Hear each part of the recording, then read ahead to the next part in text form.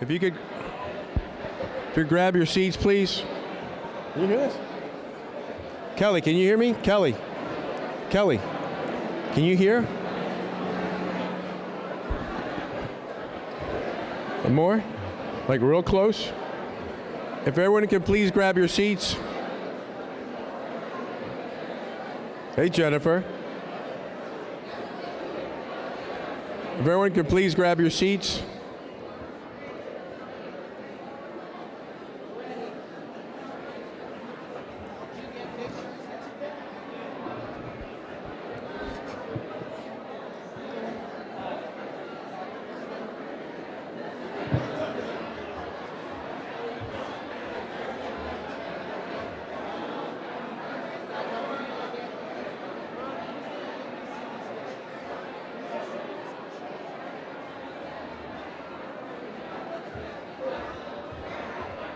I think we'll be fine with time.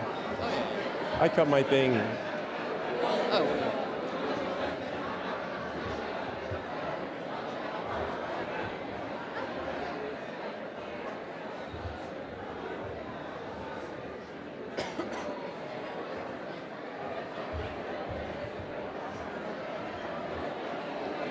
If everybody could please grab their seats.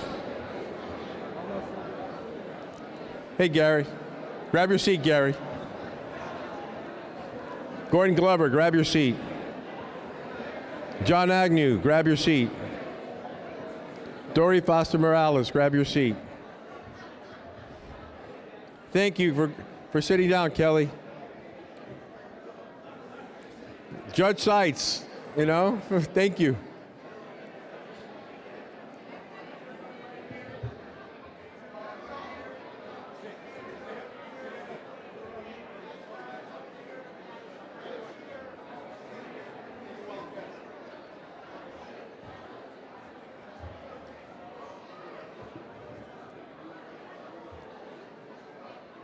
GC, please grab your seat.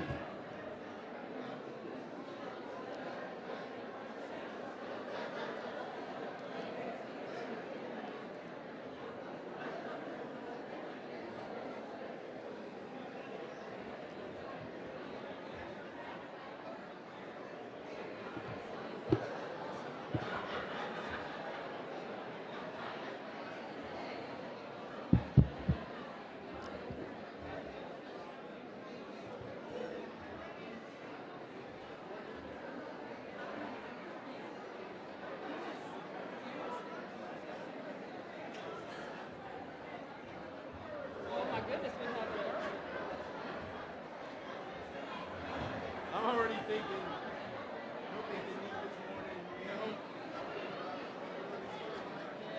If everybody could please grab your seat. Ladies and gentlemen, if you could please grab your seats.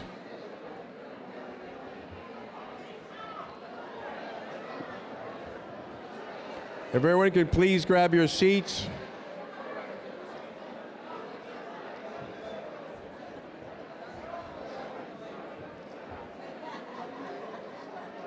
Allison, please grab your seat. Artie, grab your seat. Charisse, grab your seat. Just grab your seat, baby.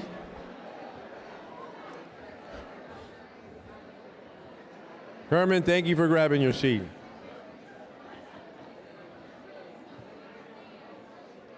The hard part is getting Saya to grab her seat.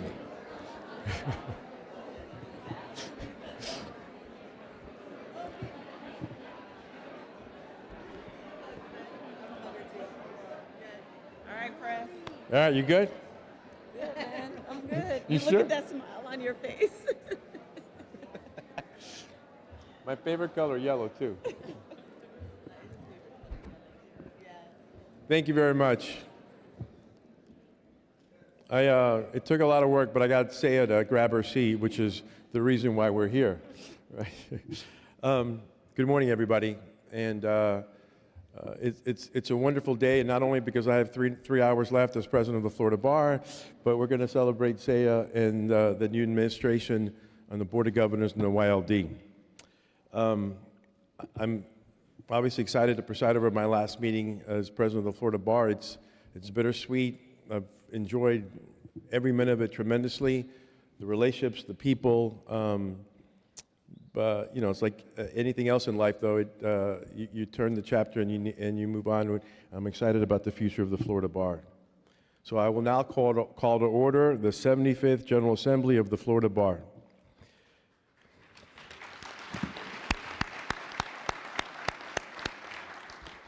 So this is the time when we come together to conclude this current bar year and usher in a new year with installation of new officers and new members of the Board of Governors of the Florida Big Bar and, of course, the YLD.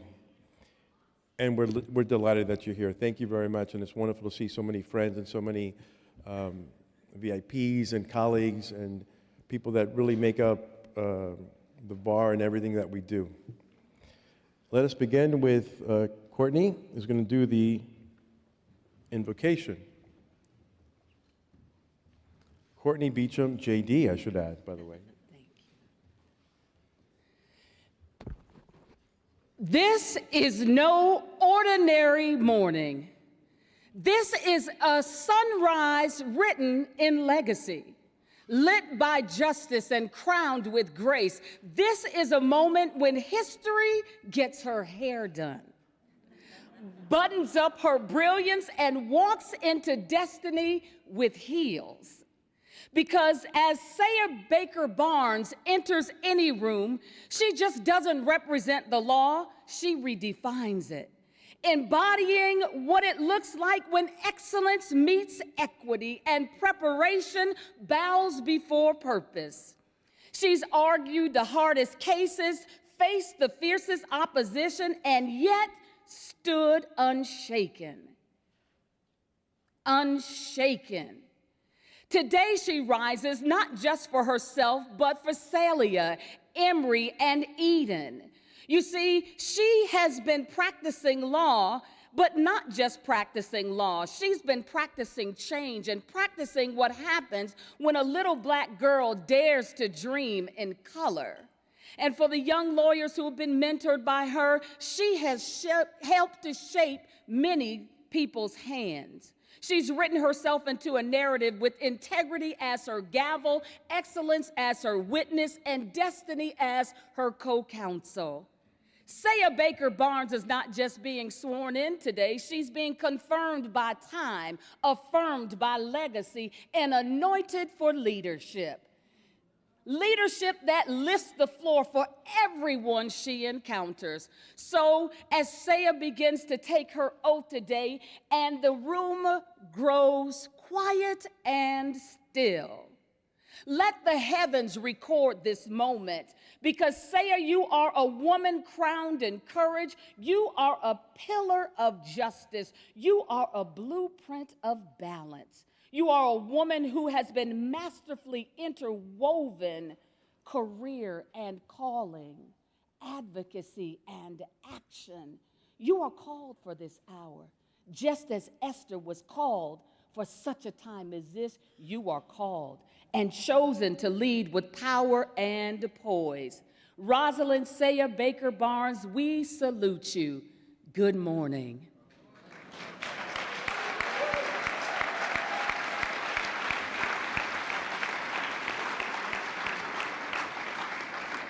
Let us have a moment of prayer.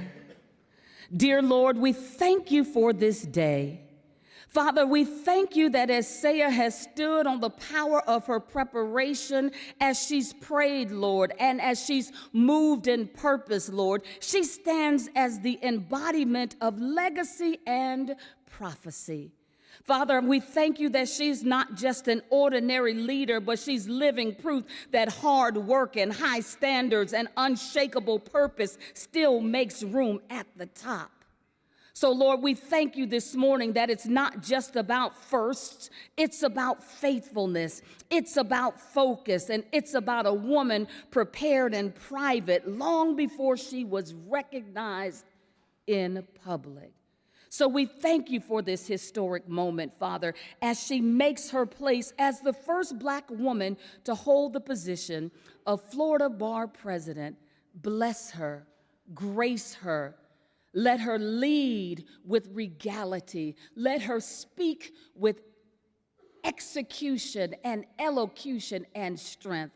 Cover her and strengthen her as she goes.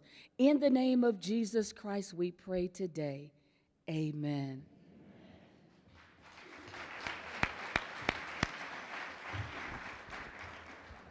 Why would you possibly want Courtney to do an invocation? Quite possibly the best invocation ever. Thank you very much, Courtney. Now we have some special guests here to do the Pledge of Allegiance. Celia Elizabeth, Emery Rose, and Eden Hamilton, please come on up.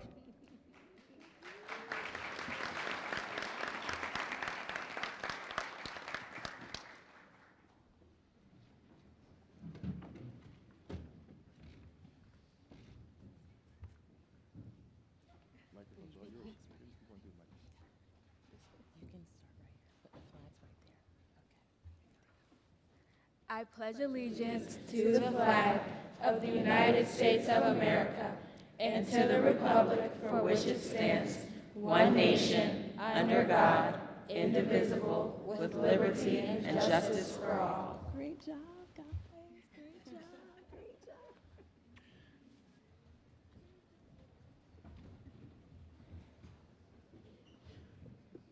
Very nice job.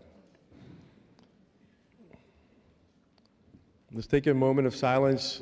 In the program, you'll see some of the members that have passed this year, including former president of the Florida Bar, Patrick Emanuel.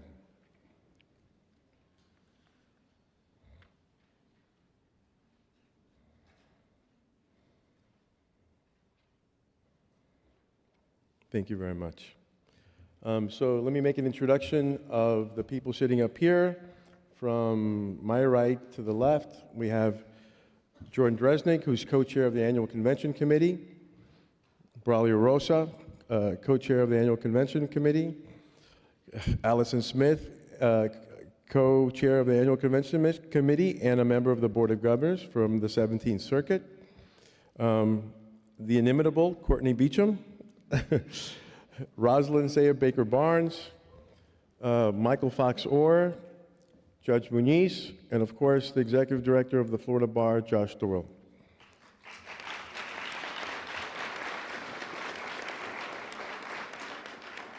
So we have some distinguished guests here today. Of course, we have the Florida Supreme Court over here.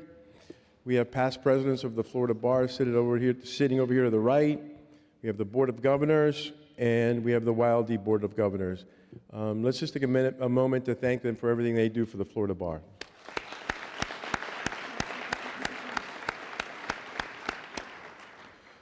So as you can imagine, the convention is a tremendous amount of work. It literally starts for next year, for Michael Orr's committee, it'll literally start next week. And so their commitment to making this not only successful, but entertaining, productive, is really a labor of love because it takes a long time to put together.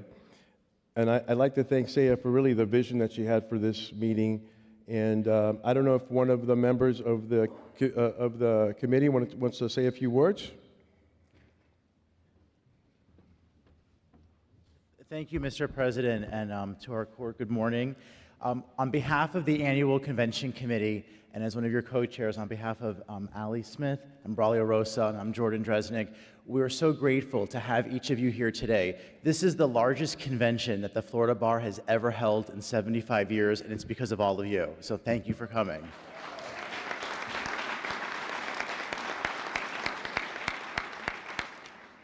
We wanted to make this convention more substantive. It's one of the best conventions of any bar in the country and always has been. But we wanted to add panels about substance.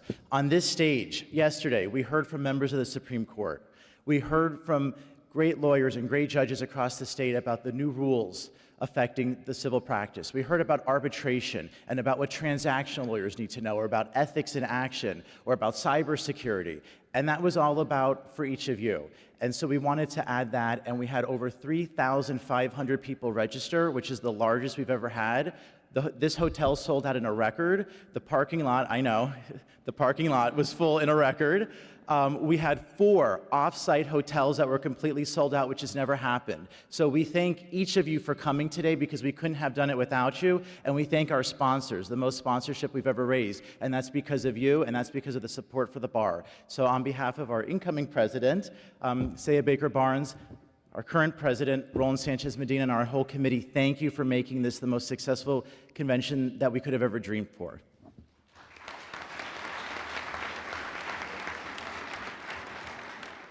For the next few minutes, we're going to give out the President's Award. And we typically just give out the award and not ask them to say something, but I thought we'd do a little bit differently. So for the honorees that are here, if you would come up here, accept your award, and just say something for a minute or two. So the first President's Award, all right, here they're coming early, but okay. you can line up over there.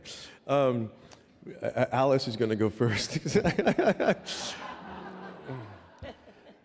So the first President Award goes to Alice. Alice is an attorney with the SEC.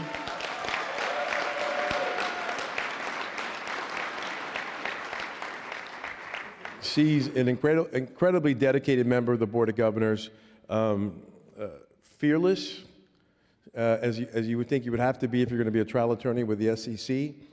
She's been a dear friend for more than 20 years.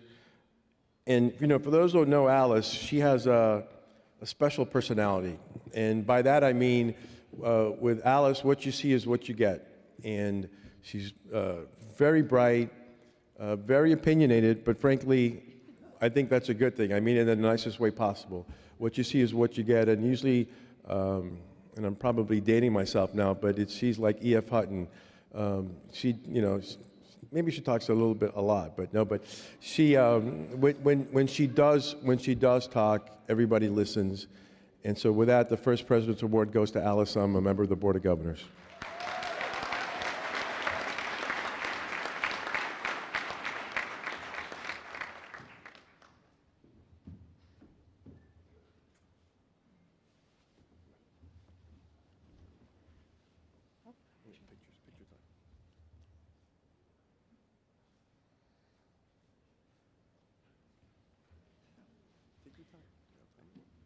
So Roland told me I have 7 hours for this, but no. First, I'd like to say thank you to my dear, dear friend Roland. Receiving the award from you as president means a lot, but as my friend of over 20 years, it means even more. It warms my heart. And thank you for being the example, the quiet leader, believe it or not, that I think we needed this year. Thank you for being the leader who taught us that listening is frankly more important than talking.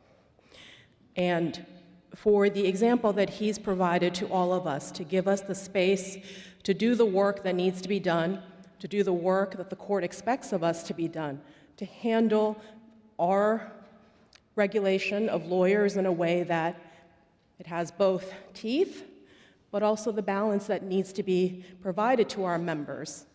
And so to everyone here, what I'll say about bar leadership is that it's easy when you've got great leaders like this.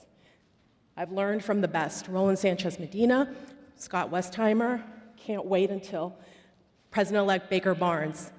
And the work that we do can never be done without the other members of the Board of Governors putting in their time and their hard work. And the truth is there should be 52 awards every single year for all the work that everyone does. And also to the bar staff, because without them, we're not able to do it. So thank you.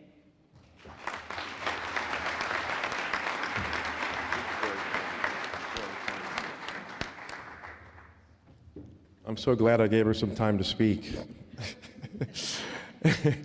The next award is Monica Villegas-Pitan. And so Monica is the CEO of Legal Services in Miami. And as many of you know, a liaison is a non-voting member of the Board of Governors, and the idea is them to give a different perspective for areas of the law that maybe don't have a voice on the Board of Governors. She comes from the legal services world, and I met her at a lunch, and her energy, her intelligence, her compassion just spoke to me. And so I actually told her at that luncheon, I'm appointing you as a liaison to the Board of Governors. And she was engaged. She read everything. She gave her unique perspective, and she always did it with a smile. So the President's Award, another one goes to Monica Villegas-Patan.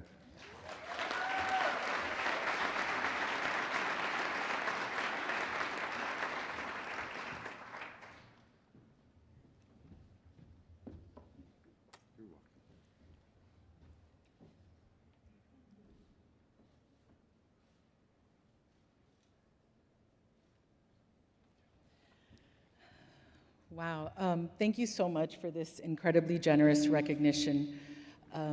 This past year serving on the Board of Governors has been a privilege.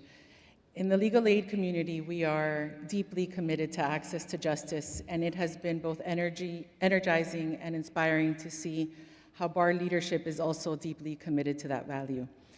I want to thank President Sanchez Medina for allowing me to share the voices of the clients that we serve.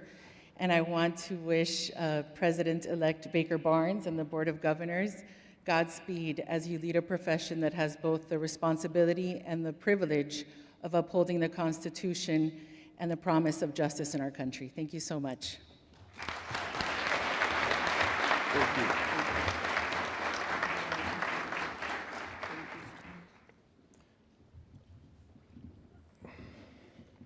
So in addition to the President's Award, we also give out every year the Claude Pepper Outstanding Government Lawyer Award. Some of you may remember Claude Pepper was a Florida attorney. He represented the state of Florida both in the Senate and the House of Representatives for 9 U.S. presidents. And this year's award goes to Robert Schillinger. He is the county attorney in Monroe County. Robert has guided Monroe County through several issues, including dealing with land use issues, challenging planning issues. As you can imagine, with being in the Keys, the incredible issues they have as we face hurricanes. He is active in the County Court Association, helping organize CLEs, and unfortunately he couldn't be here today. And I love this quote. Oh, there he is. I didn't see you. My God. Awesome. Now you can say some nice things about me too. Thank you, Robert. I didn't see you coming in. I will say this, because I think this is the person who nominated him said, he is a steady voice in the cacophony known as local government. His ability to communicate distinguishes him among his peers. Robert, please come up, accept your award.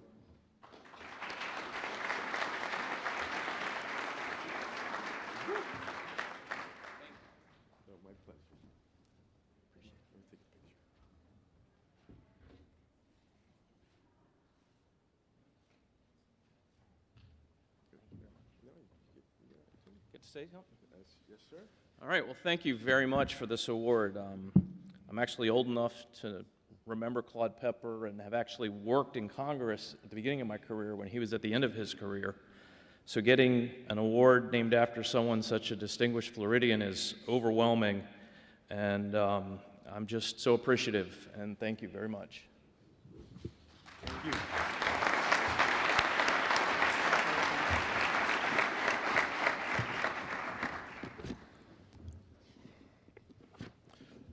Some of you may remember Marshall Cassidy, who was an executive director of the Florida Bar. A lot of us didn't realize that executive directors didn't start with Jack Harkness and then Josh Doyle. There was actually one before him, Marshall Cassidy. So this award was established in 2012, and it's a special committee to commemorate not only his legacy, but people either at a voluntary bar, at the Florida Bar, who commits extraordinary service. And this year, as I was traveling the state, I spoke at the Lee County Bar Association, and I met a young lady named Lauren Baugh. And Lauren was executive director, who was just amazing. I learned so many things in speaking to her. The chief judge actually mentioned something that I'll never forget, and this is a sad commentary, but that lawyers are 3.5 times more likely than non-lawyers to commit suicide. And the chief judge, they started a wellness committee because of obviously the issues that our profession faces. And it's the proper work being done by a voluntary bar association. Lauren couldn't be here today, but we do have John Agnew, who's a former president of the Lee County Bar Association and a distinguished member of the Board of Governors, here to accept the award and maybe say a couple of things on her behalf. By the way, for those that don't know, John's also a former member of the military and provided great service to this country.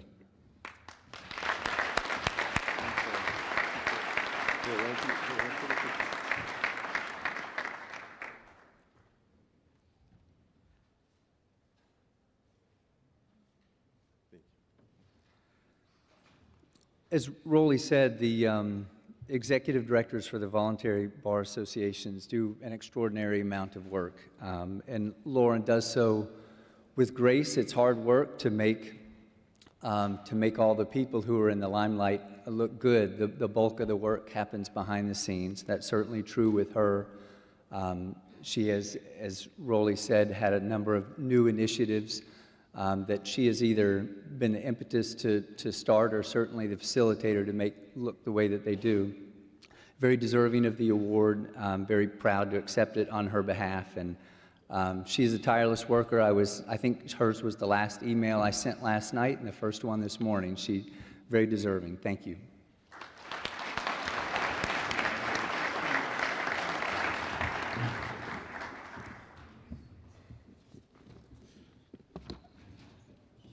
I recently learned we also have the Kirk Haas Award. Kirk Haas was an attorney in Miami, Florida, who died prematurely in 1987. And the then president of the Florida Bar, Ed Blumberg, decided to name an award after him for the meritorious service in our profession. It's generally selected by the bar president, and the idea is to not only demonstrate, give a little publicity to someone, the work that they do, but also what happens, they'll select a second-year law student at a Florida law school, and there'll be a scholarship named after, in Kirk's name, for the benefit of this, of the second-year student. I'm proud to give this award to Michael Tanner. Michael's granddaughter was graduating today from high school, so he's not be here. But for those that are in the Board of Governors that served with Mike Tanner, he's just the very representation of professionalism, one of the most elegant guys you will ever meet, double certified, I think in civil law and maybe in appellate law, if I'm not mistaken. You know, and one of the wonderful things, the great exposure that I've had to maybe the last 8, 9, 10 presidents, many of which are here, is just the elegance which way they conduct themselves, the leadership that they have, the collaboration that they always had with the Board of Governors and the Florida Supreme Court. So I'll make sure that Mike Tanner gets this award, the Kirk Haas Award. Thank you very much.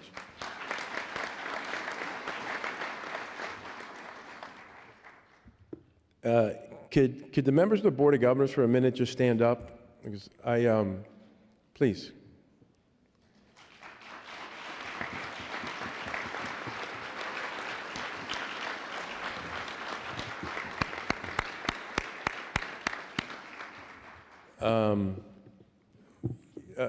The amount of work is intense, and it doesn't stop. And a lot of people may think that the Board of Governors can be a boondoggle. We're getting compensated for our trips, and we're not. Everybody dedicates a lot of time and money and effort to the Board of Governors. So I wanted to mention them specifically because if we've had a good year, it's because of the Board of Governors of the Florida Bar. And I love you all. I thank you very much for all the time and effort that you've made, not only to me, to Saya, to Michael, to Josh, but to the almost 114,000 members of the Florida Bar. And so there's the Tony Boggs Excellence Award that we usually give out, and Don Workman was dealing with a family issue, so I don't know if Don made it back yet, but it's for Don Workman, and hopefully if he could make it here before the end of the session, we'll give it to him. But he's an out-of-state member from D.C., and so Don even makes more of an effort to come to our meetings. He brings his wife, he participates, also a very elegant man. So let me just give a round of applause for Don Workman.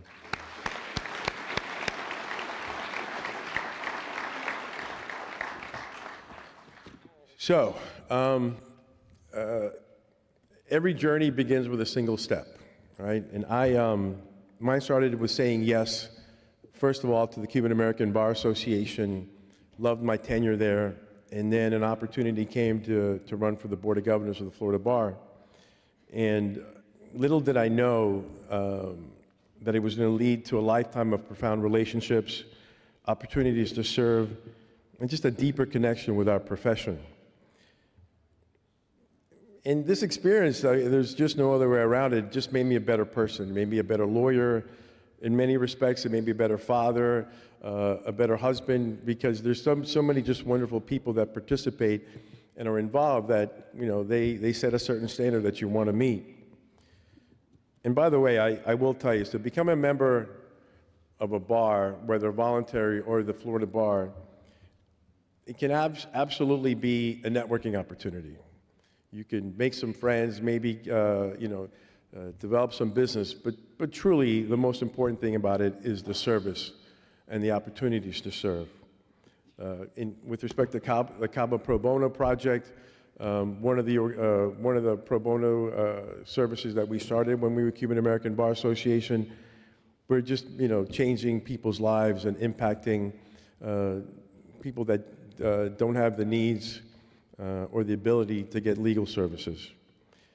It's a testament to the fact that our profession is as much about relationships as it is about the law. I encourage everybody to get involved, and I understand probably I'm preaching to the choir here, but for those that are not involved and just come to the annual meetings for CLEs or otherwise, get on a grievance committee, go to a section meeting, volunteer for a project. I can promise you that it's going to be extremely rewarding, and it's going to make a difference not only in your life, but in the lives of many other people. So engagement with the Florida Bar, its sections and local bars, is not a duty, but it is a wonderful opportunity. It's an opportunity to not only practice law professionally, but frankly, I said, for me, it's given me a bit of joy in the practice of law. Sometimes the practice of law can be mundane, it can be difficult. I happen to be a transactional attorney, so not nearly the friction that you have as litigators. And as I like to put it, I'm a lover, not a fighter. But in fact, I think the relationships you make interacting with as many lawyers as possible can be magical. And our voice matters. Your participation is going to create meaningful change. I know sometimes the things we do can be a little bit mundane, but overall, I think we really make a difference. Whether you're mentoring, access to justice initiatives, and I do encourage you, once you get involved, to become a leader. Try to get on the board of directors. Try to get on leadership. The rewards will be amazing. And I can assure you, it is intimidating. I was a young attorney walking into an annual meeting, walking into the Board of Governors, and it is, in fact, quite intimidating. But I will tell you that the bar junkies that are here today, we all welcome you with open arms. So some of the things we've done this year, I'm proud to share that the bar continued the work started by past President Scott Westheimers, who's here somewhere, in the areas of AI and technology. Recognizing the increasing integration of AI into the legal practices, we've tried to take some proactive steps, not only in giving you ethical guidelines about AI, but releasing the Practice Resource Center for the Florida Bar. And so the guide offers practical advice on how to use AI, how to use it safely, ethically, and responsibly, and importantly, just steps for securing and identifying the right platforms. And by the way, some of us may not like AI, some of us may not be using AI, but it's here to stay, and it's only going to get more profound. And so regardless of your age, start using it, start implementing it in your practice. Like I said, it's not going anywhere. If anything, it's just going to become more and more common.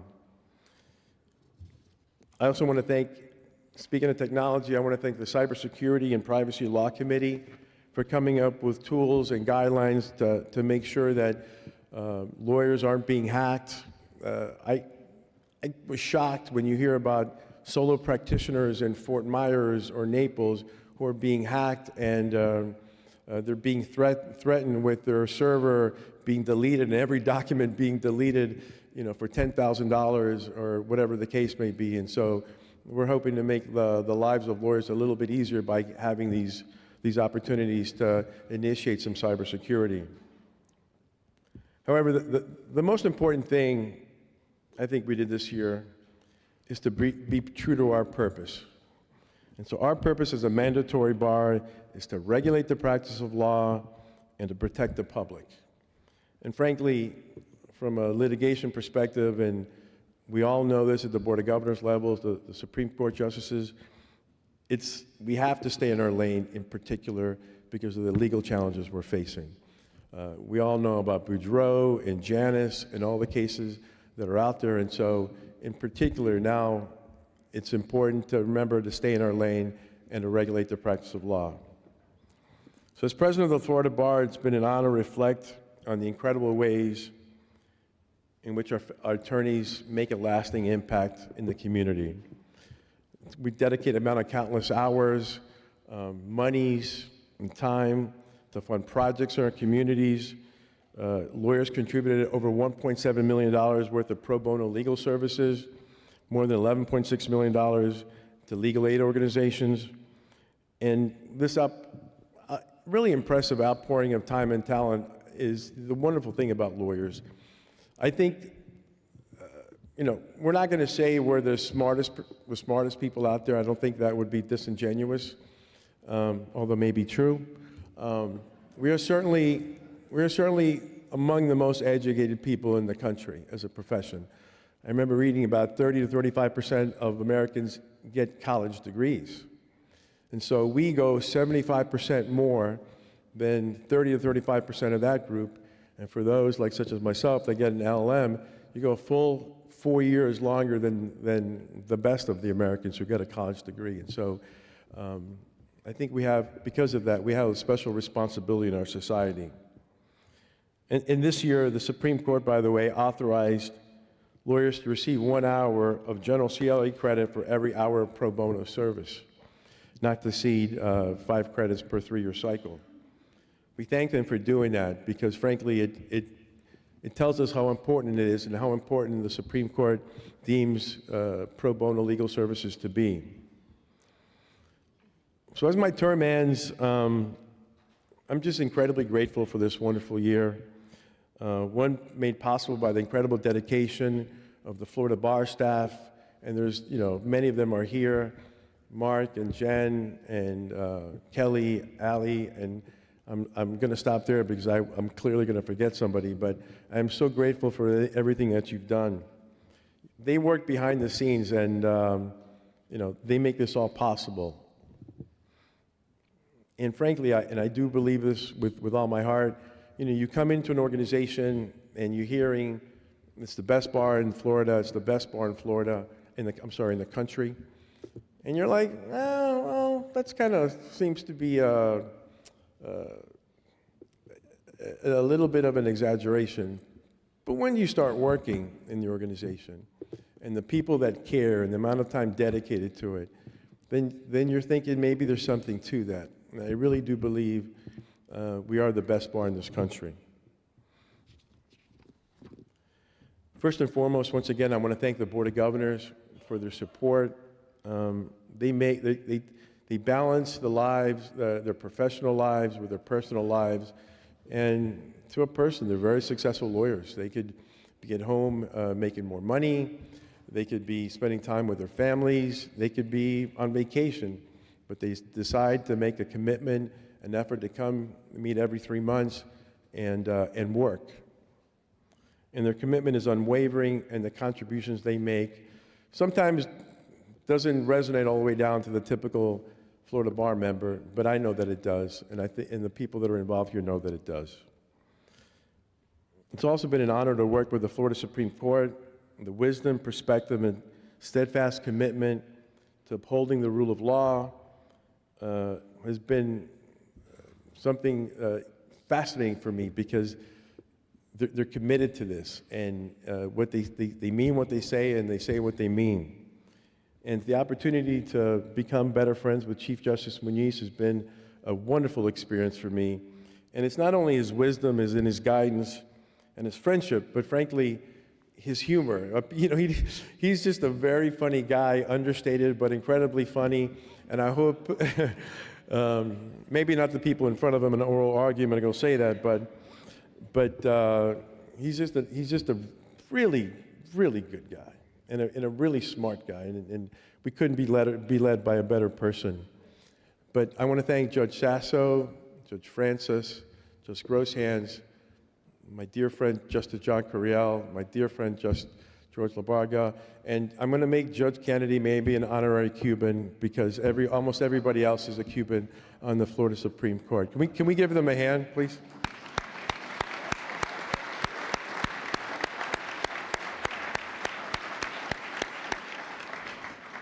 Justice Francis is already from the Caribbean, so she doesn't need to be an honorary Cuban. A special mention goes to Josh Doyle. And so I've been told by other members, recent members that sat in this seat, and they told me, yeah, he's a pretty incredible guy. And so when you get to spend some time with him, you really appreciate, he's really the glue of this organization. He's a friend, he's a confidant, wise beyond his years, and one of the special things that I'm going to be taking from this opportunity is to remain lifelong friends with Josh Doyle. Thank you for everything that you do, Josh.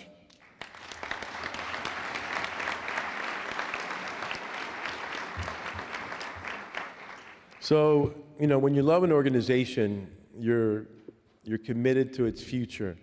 And Saya's the future, Mike's the future. And Saya's just got a preternatural poise. She's intelligent. Her ability to connect with people are elite. She's going to help raise the Florida Bar to new heights. Michael's a little bit more challenging. He has an elite work ethic. He also has an incredible ability to connect with people. You know, some of the materials in DRC, you know, they're a full binder. And Mike reads it all. You know, and probably one of the most important things we do is regulate attorneys. And Mike puts in the time to make sure that everybody gets their fair share in DRC. There is not a fact or a sentence that he hasn't read to ensure that what we're doing from a disciplinary perspective is the right thing to do. Now, of course, the problem with Mike is that he'll want to take up all the oxygen in the room, but he can. He can, and he's a brilliant guy, and I'm just so excited for his year. And by the way, they happen to be among the best attorneys in the state of Florida. And I think it's important, or at least we try to be, for this position to not only be people committed to service, but to be talented attorneys. And Mike and Saya are supremely talented attorneys. The staff, thank you very much. And finally, I want to thank my wife, Johanna, and my son, Christian, for their patience with me this year. In particular, I want to thank my son because I just wasn't as home as much as I would like to be. But my wife did give me the following comfort. Don't worry about it. He's 18. He has no interest in hanging out with you. She's trying to make me feel better, but I don't, you know, but that was the effort. Nevertheless, thank you to my family.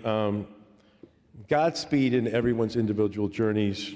Thank you for bestowing me with this incredible opportunity. It's something I remember for the rest of my life. And so that's my last comment. So we're going to try to move on to the next stage of this thing.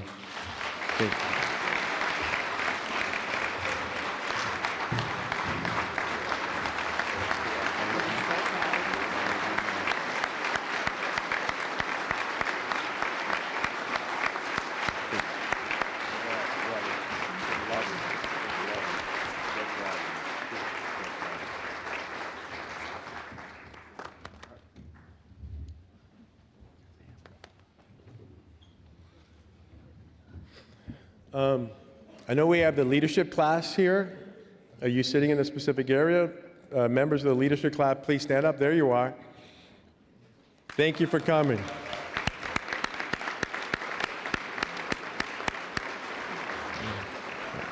Other future members of the Board of Governors and the leadership of the Florida Bar, thank you for coming.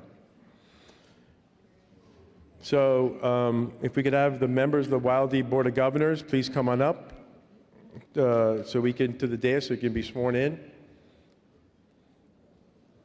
And as you're doing so, let me just say a couple of words about Ashlia Edwards. So I've seen 8 or 9 Wildee presidents come and go, and it's an amazing group of men and women, and Ashlia Edwards is the very best. I've actually trying to get her to run for the Senate opening sometime in the great state of Florida because I think she's that talented.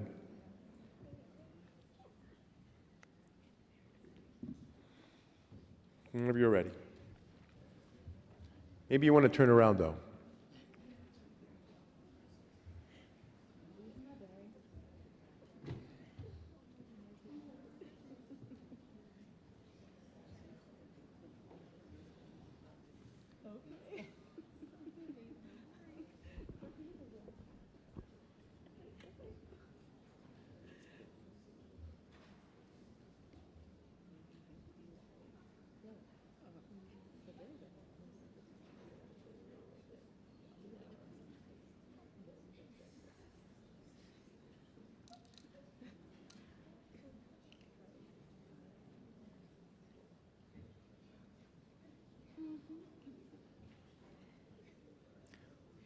Okay, if you could please raise your right hands and repeat after me. I do solemnly swear to uphold, protect, and defend the Constitution of the United States, the Florida Constitution, the rules regulating the Florida Bar, and the bylaws of the Young Lawyers Division. And I further agree to carry out to the best of my ability all responsibilities pertaining to my office. So help me God. Congratulations.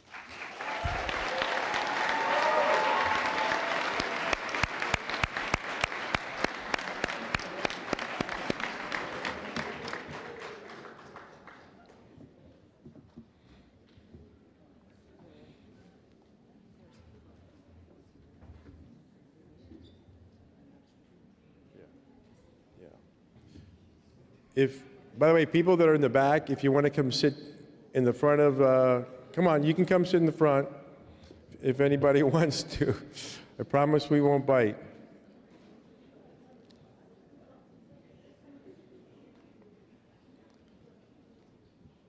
If Sharice Morgan and Brandon Sapp, if you could come up to the dais, please.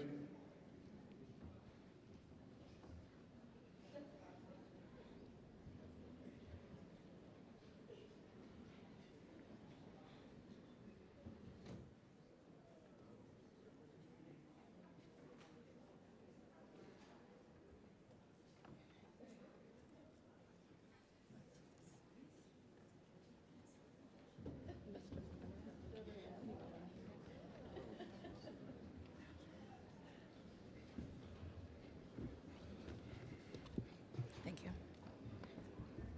Oh, we get to greet both sides.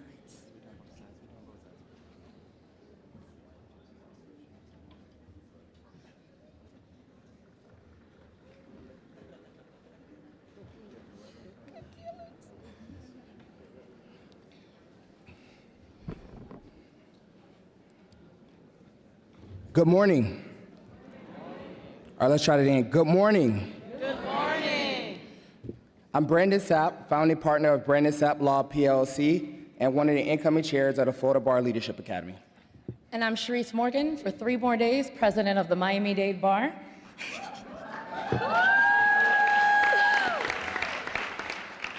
Now, I know it's unconventional to have two people introduce the YLD president, but Arthi Hirani is unconventional.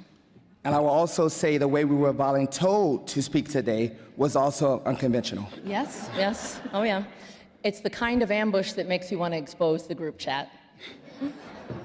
But on a serious note, it's an absolute pleasure to be here today to introduce one of our dearest friends, your incoming president of the Florida Bar Young Lawyers Division, Arthi Ajit Hirani.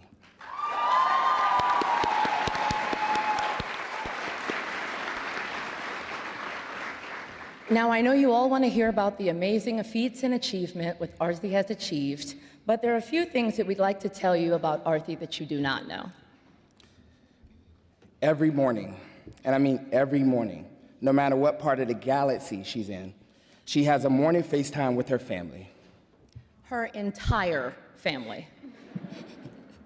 Arthi cares deeply about bar service. She believes it's something that's required of all of us as attorneys, and she fully walks the walk of that belief. Whether it's walking, running, or teleporting to bar events around the state of Florida, Arthi makes sure she shows up for everyone.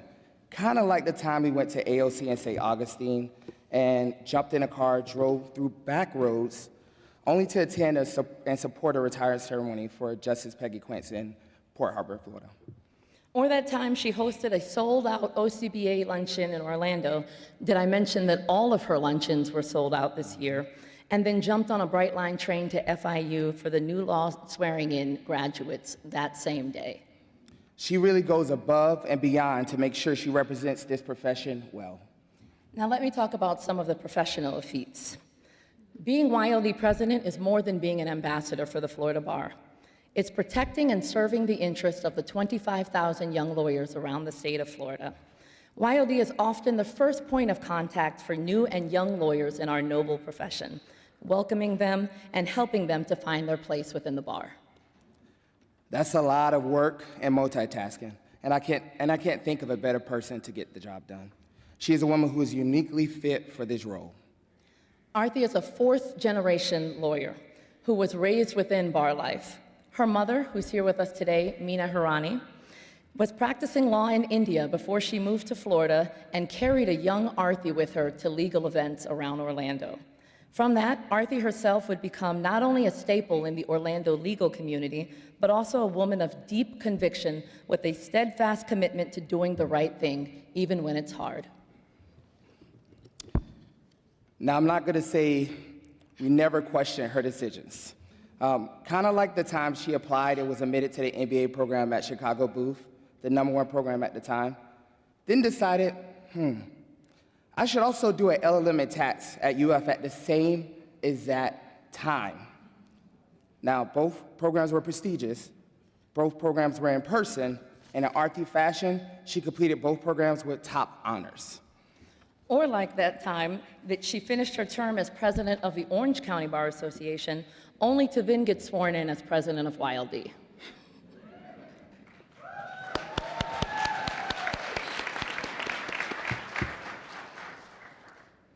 She definitely has the work ethic and intellect for this role. We ask so much of our bar leaders to sacrifice time with their families, their mental health, and resources from their practices to serve, all while continuing to embody the principles of professionalism and civility to be a great lawyer. This is seldom room for error or humanity. Frankly, we ask for perfection. Arthi's resume is near perfection. The best schools, the highest marks. Her bar service record equally reflects all of the right connections and breadth of service. But between the lines of her CV lies a person who year after year has shown up in big ways and small, from checking in on sick members to chartering a small plane to ensure that a signature event went off without a hitch. She is the perfect person for this position.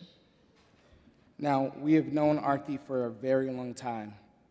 She cares about the YLD and will do everything in her power to make sure to uphold the history of excellence of the YLD, but also push to strive beyond that. If you haven't met our new YLD president, I welcome you to get to know this woman of adventure and faith and to be inspired by her particular brand of doing everything, everywhere, all at once. Arthi gave her final speech as OCBA president a few weeks ago, and she said all she ever wanted to be was legendary. We just want you to know you are legendary. You will make this YLD year legendary, and we can't wait for you to show the bar all the great things that you would do this year. Congratulations on being sworn in today, Arthi. We love you, and we wish you a healthy and productive year ahead.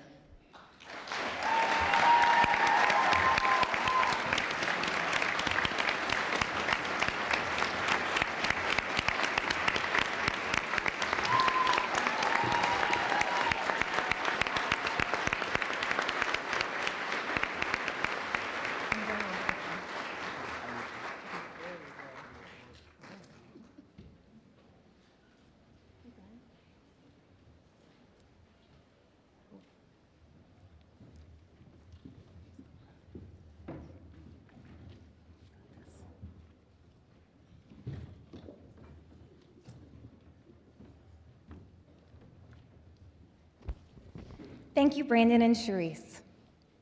We began in the YLD together, and we never left each other's sides.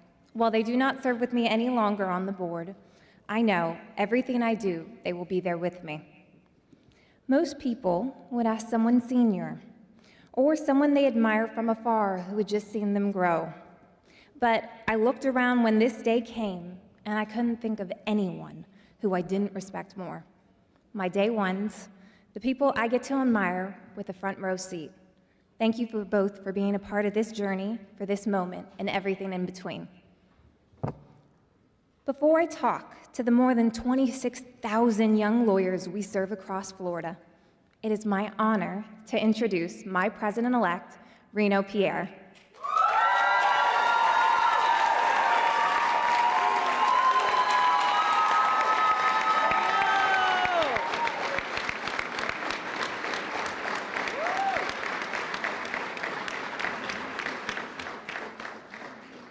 Reno currently serves as an attorney with the Broward County's Attorney Office, where he focuses on real estate and property matters. He holds its undergraduate degree from the Florida Atlantic University, his JD from UF Law, go Gators, and his LLM from the University in Miami. He's also a proud member of the Haitian Lawyers Association and the Broward County Bar.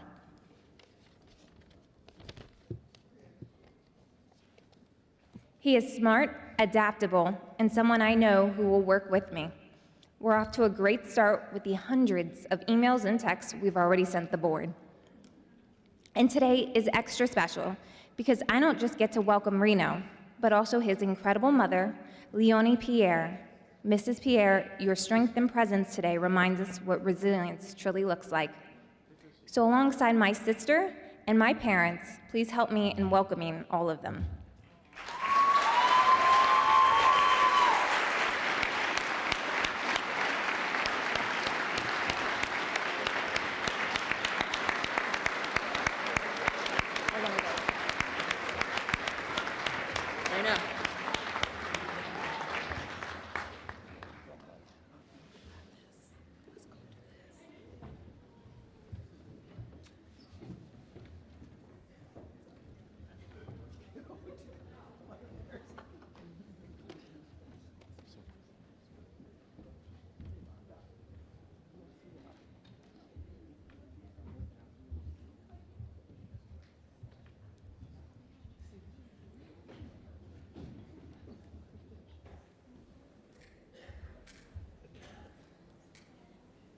Please raise your right hand and repeat after me. I do solemnly swear I do solemnly swear to uphold, protect, and defend to uphold, protect, and defend the Constitution of the United States, the Constitution of the United States, the Florida Constitution, the Florida Constitution, the rules regulating the Florida Bar, the rules regulating the Florida Bar, and the bylaws of the Young Lawyers Division. and the bylaws of the Young Lawyers Division. And I further agree And I further agree to carry out to the best of my ability to carry out to the best of my ability all responsibilities pertaining to my office. all responsibilities pertaining to my office. So help me God. So help me God. Congratulations.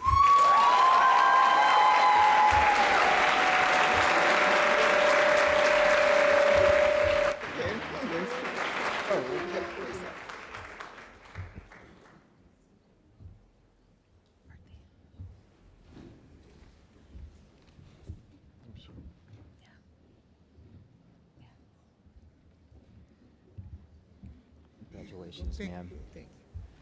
If you could please raise your right hand and repeat after me.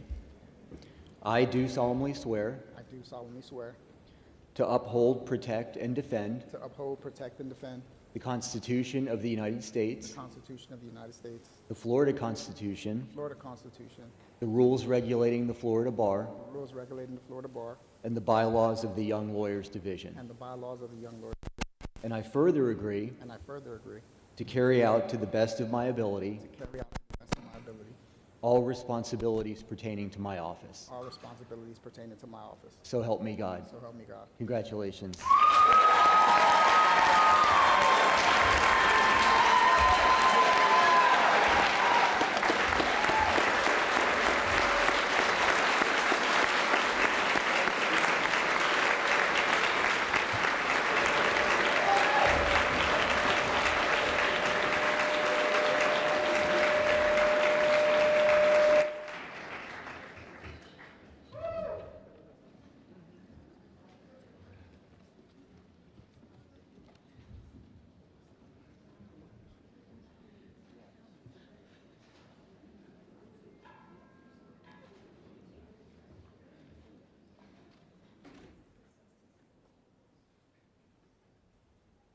Chief Justice Muniz, Justices, President Sanchez Medina, President-elect Baker Barnes, President-elect Designate Orr, Executive Director Doyle, members of the Board of Governors, colleagues, family, friends, and my fellow members of the Young Lawyers Division, YLD.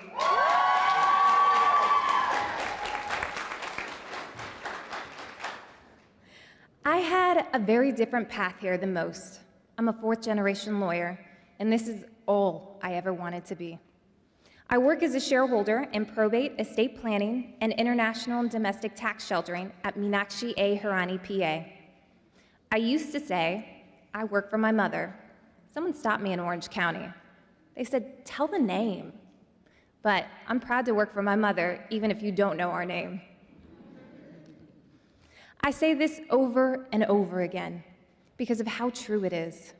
I've met hundreds and now thousands of attorneys, and my mother is still the finest one I have ever met.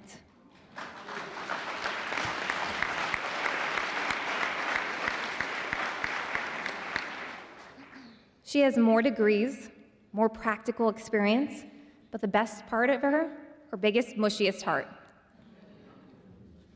The first time I attended annual convention, I was absolutely in love.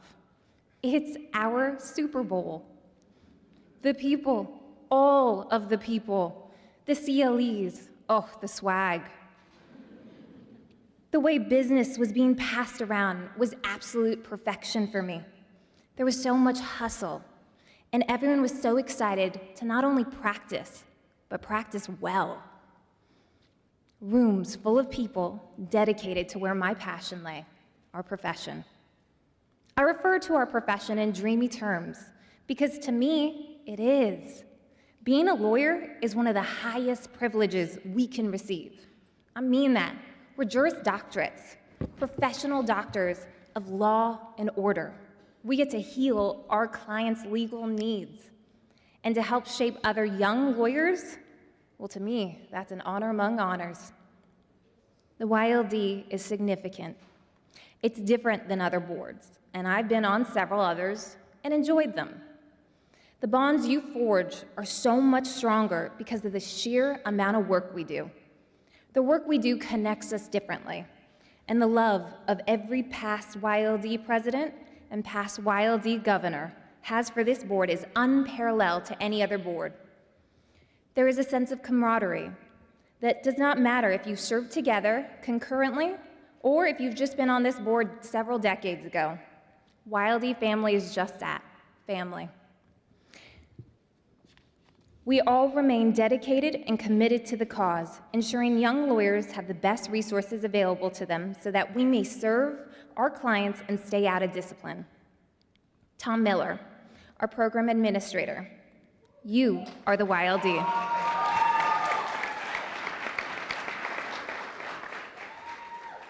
You're also more than that. You're our partner in crime, the reason we are able to do anything on the YLD. We love you, and we can't function without you. The work of the Young Lawyer Division would not be possible without the Florida Supreme Court, the Florida Board of Governors, and Florida Bar staff. To that, we truly do thank you.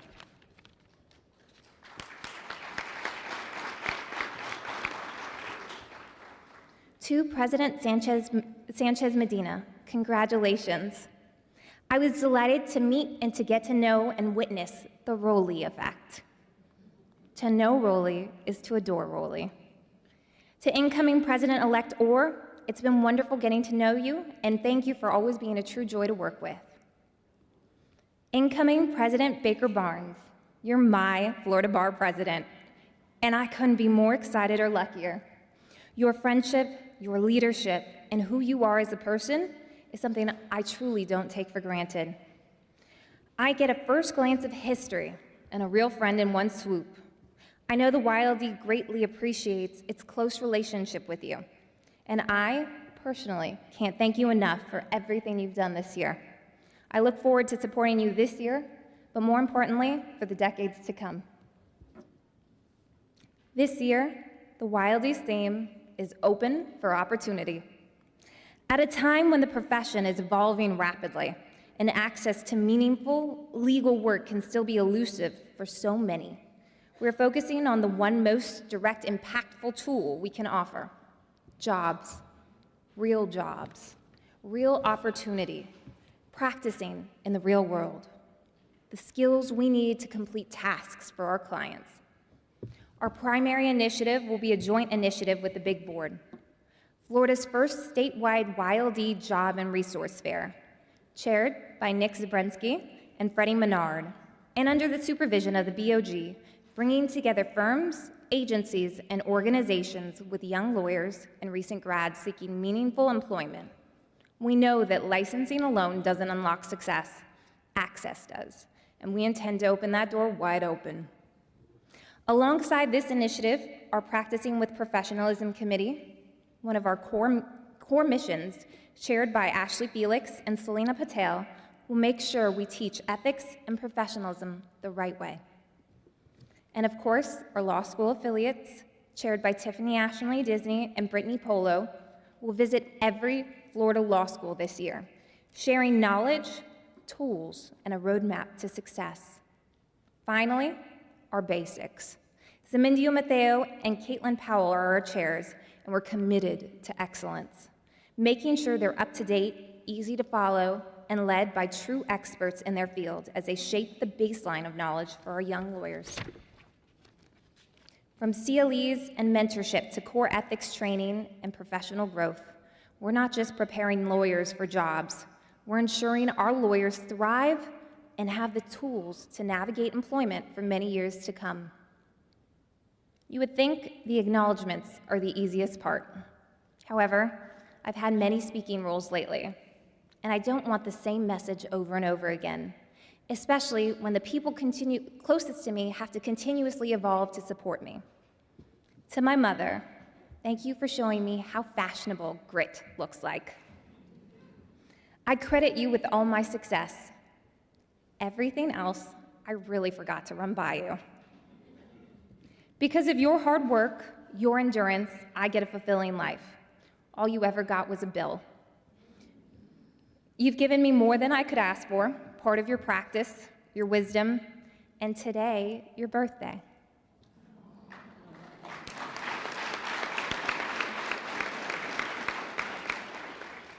For those who don't know, today is my mother's birthday. I'm not going to tell you how old she is, because she still controls my compensation at the firm. Not a day over 30, Mommy. I wish you an extremely delayed retirement for your birthday. I'd ask you to practice for another 50 years. Practicing law under you has been the greatest gift I could have ever asked for. If I become a tenth of the lawyer you are, I'll do just fine. To my father, thank you for teaching me there are no limits. You don't allow participation trophies in our home. You not only tried, but ensured I had a happy life.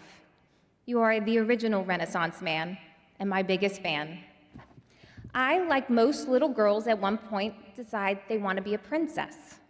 Not caring that I was only 3, he lovingly told me this was an absolutely terrible idea. Pick a profession and do well in it. Build your own castles, not just one, plural, and never be held to the whims of a single person. I'm still building those castles today. To my sister Anjali, you are my everything. You are my life. Most parents like to claim that they really wanted a second child. Mine don't.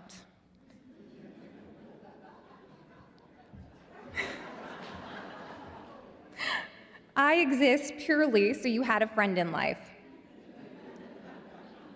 In fact, recently on Father's Day, I jokingly told Daddy, I'm the reason you're a father. Where's my thanks that all the other fathers do on Father's Day? And he goes, no, that was your sister. You're redundant. He later changed it to say I was surplus because I think he felt bad, but it's true. Anjali, you were my first word. You're the reason I can do anything I do. The reason I have permanent rose-colored glasses is because of you. I've never felt alone, and I'm grateful I never will. Having a permanent best friend is something I wish everyone had, but stay away from mine. To my brother-in-law, Ritesh, my only regret is you didn't marry my sister sooner so we could have been a family quicker. You personify the best older brother role to a T, maybe a little too much because you make fun of me too quickly. Altany Spenelis, you are an actual member of my family. I'm sad to see you leave the YLD, but I know you will never leave me, mainly because I live in your house more than you do. You are brilliant, and you have made sure I'm successful in aspects even when you're not directly affected. You did not start with me day one, but it feels like you were always there. In fact, I often confuse your start date because I can't remember anything without you. I really do love you. Brendolyn, thank you for being Team Arthi. You're going to be brilliant as Virgil Hawkins' president. You've been steadfast by my side, and I can't even think about anything without you. Thank you to our office, Wilney Pierre, Deborah Denault, Asia Ramsire. Working is made easier because of all of you. Thank you to my social media manager, Danny Aller. And to my Ninth Circuit family. Being the past president of OCVA and CFAL are something I do not take for granted. I will always firmly believe that the Ninth Circuit rides harder together, that we do everything more than everyone else, and we all do it for all the causes, but most importantly, we did it together. We have the best circuit, there isn't a question. There are many people here who I started with, who are not on this board, but still guiding resources. Thank you to Anisha Patel, Stephanie Myron, Rebecca Taylor, Tiffany Hilton. The names are too many to list, and I'm pretty sure there's some music that would queue up. Thank you to immediate past president Ashlia Edwards. I will miss you. I can pinpoint the exact moment I knew our friendship would exceed this board. It is when she dragged me to a cliff, literally.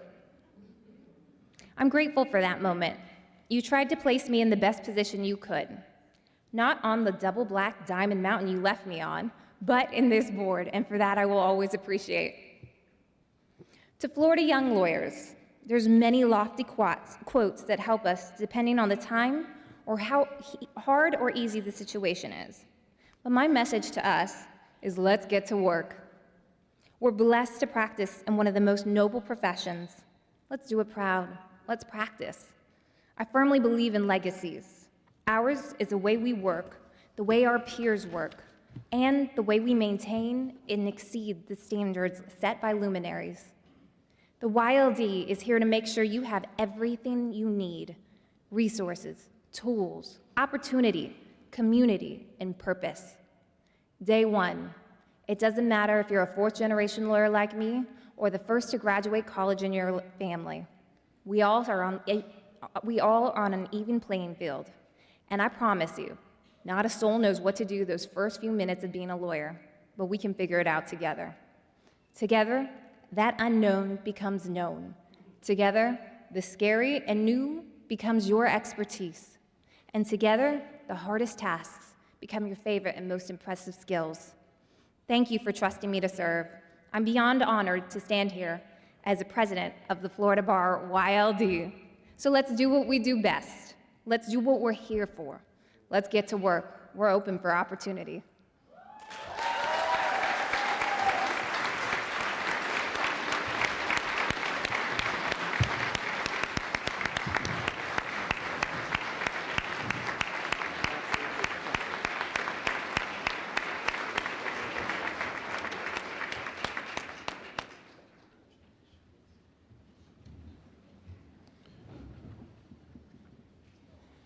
Can the incoming board of the Board of Governors please come up here?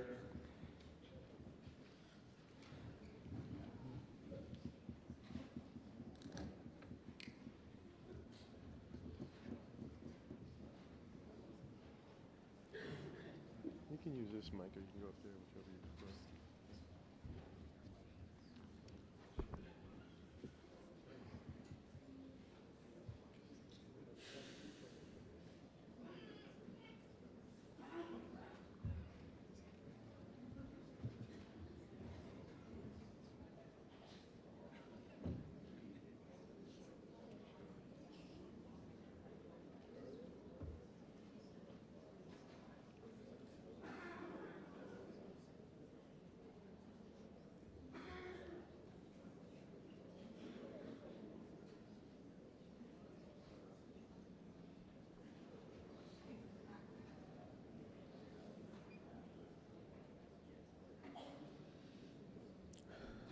Okay, if you could please raise your right hands and repeat after me. I do solemnly swear to uphold, protect, and defend the Constitution of the United States, the Florida Constitution, and the rules regulating the Florida Bar. And I further agree to carry out to the best of my ability all responsibilities pertaining to my office. So help me God.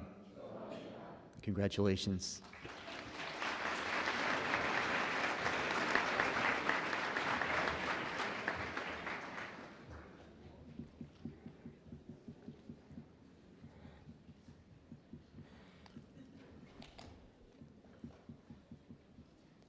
All right, now we're coming to the main events. Mr. Cook, you're up. So speaking on behalf of Michael Laxor, his partner Kevin Cook, and apparently he's in a time restriction because Mike didn't want too much to be revealed.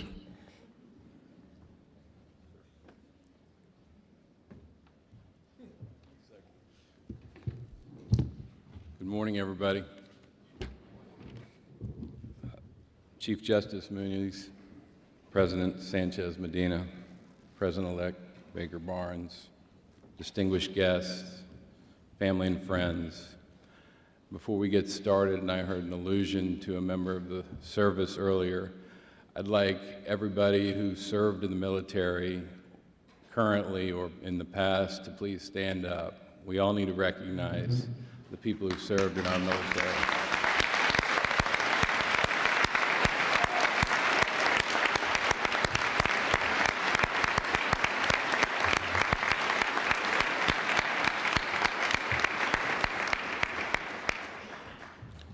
I've had several iterations of this speech, all of them written by Michael Oher himself.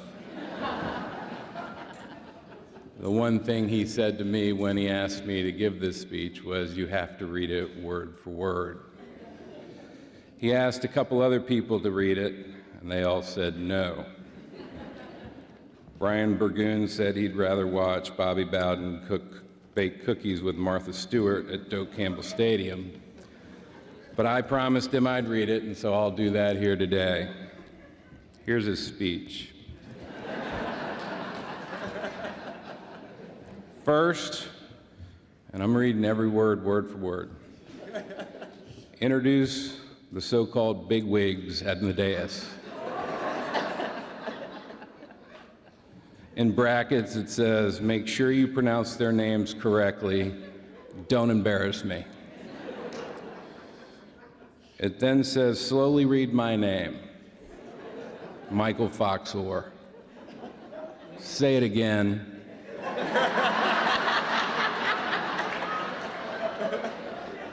And hold it for several seconds.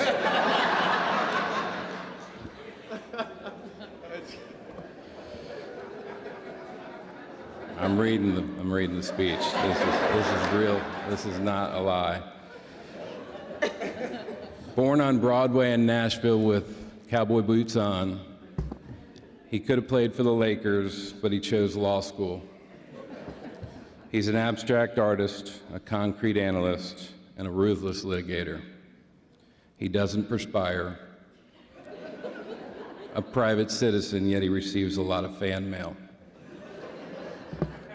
After successfully reorganizing Florida's district courts of appeal,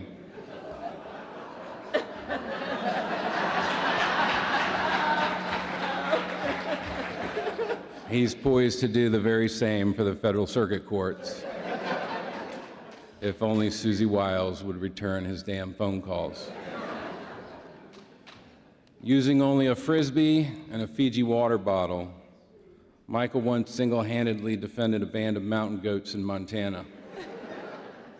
He's good at things and excellent at others.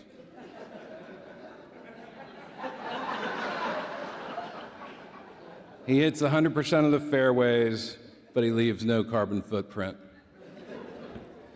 There's more to this speech, and I promised him I'd read it, but I'm going to go a little bit off script here and tell you about the real Michael Orr. And I don't know where this Michael Fox Orr came in. I think it's just this meeting that everybody's using middle names. We call him Michael Orr back in Jacksonville, and y'all can do the same. First, Michael is blessed to have a true partner in Eileen. Eileen, she's here with their 4 amazing kids, Michael 12, Max 11, Tucker 9, and sweet Eloise 6. Michael is yes.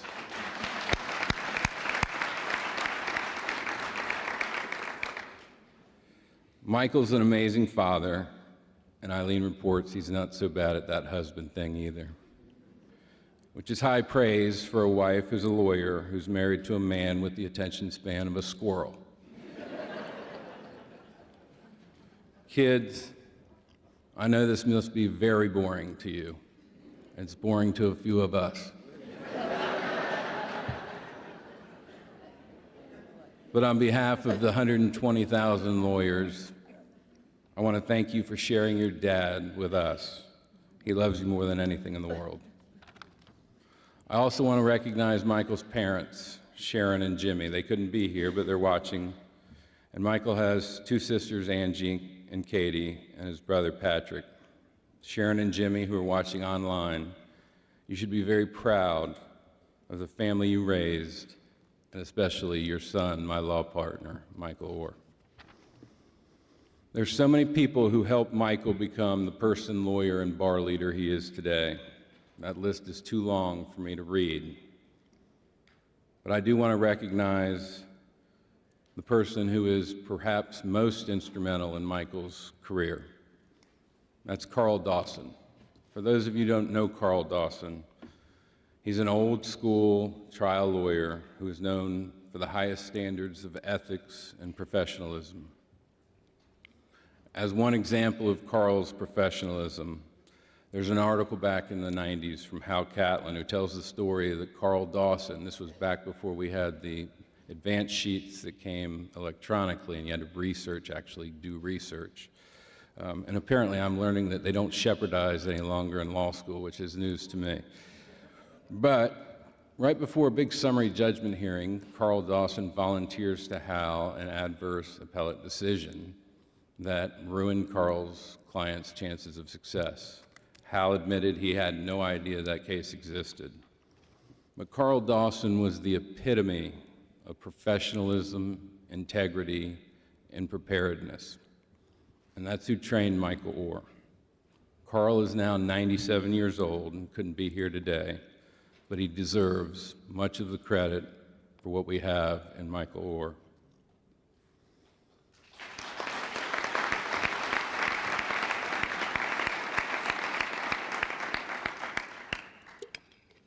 From where I sit, up here, sitting down here, the Florida Bar could not be in better hands than with Saya and Michael at the helm. Michael will be my third law partner to serve as president of the Florida Bar. Hopefully my last. My mentor, John DeVault, served as president in 1995, and Hank Cox served in 2006. Both Mr. DeVault, as he's known in the halls of Bedell, and Hank Cox served the bar because of their love for the practice of law and their commitment to protecting our profession. Michael Orr has done the same. He served the bar for 20 years, not just this bar, but the bar in general, based on his love and respect for our profession. His service has led to leadership. And what does it mean to lead the bar, and what does it take to protect our profession's self-regulation while maintaining and protecting the independence of our judiciary? I submit it takes time, commitment, experience, and a willingness to do what's necessary. Michael Orr checks all of those boxes. He's experienced, he cares, he's brilliant, and he can see multiple points of view. He's compassionate, he's always prepared, if not over-prepared, and he's committed to the law. As his law partner and friend of 20 years, I've witnessed firsthand how hard Michael works, not just for our clients, but for the bar and for the judiciary. He does that because he cares about people, he seeks justice, and he loves the Florida Bar. So with great confidence that the bar is in strong and capable hands, I'm honored to introduce the next president-elect of the Florida Bar, Michael Orr.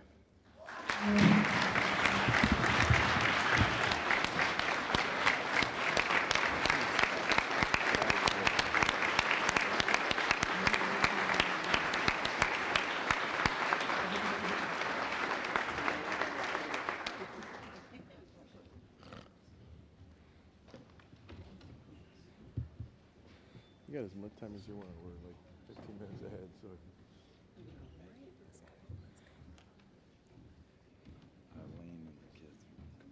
Come on.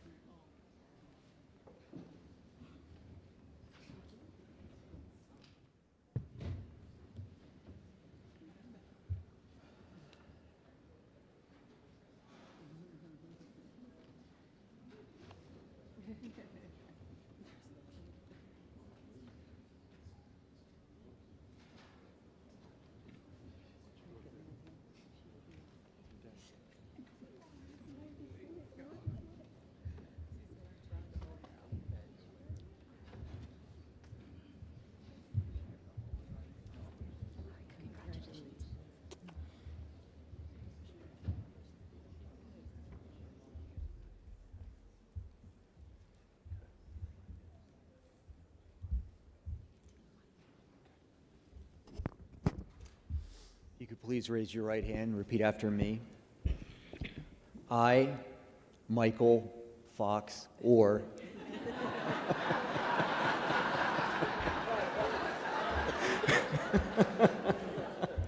I, Michael Fox Orr, do solemnly swear do solemnly swear to uphold, protect, and defend to uphold, protect, and defend the Constitution of the United States, the Constitution of the United States, the Florida Constitution, the Florida Constitution, and the rules regulating the Florida Bar. and the rules regulating the Florida Bar.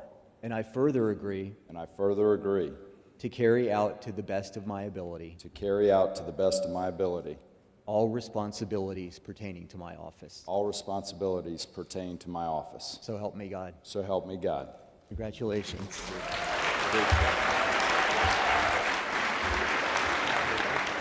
I was going to tell you that. Yeah, no. I made that mistake once. I'm not going to do it again.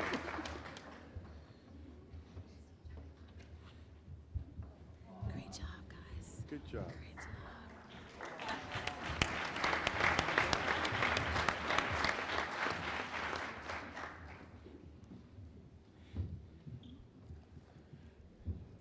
If we could ask to the stage the first gentleman of the Florida Bar, Hendrick Barnes.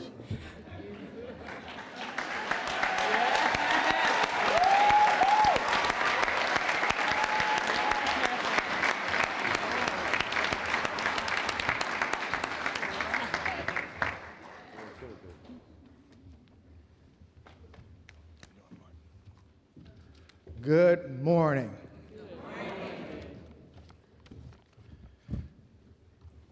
To the members of the Florida Supreme Court, distinguished members of the judiciary, members of the Florida Bar, friends, families,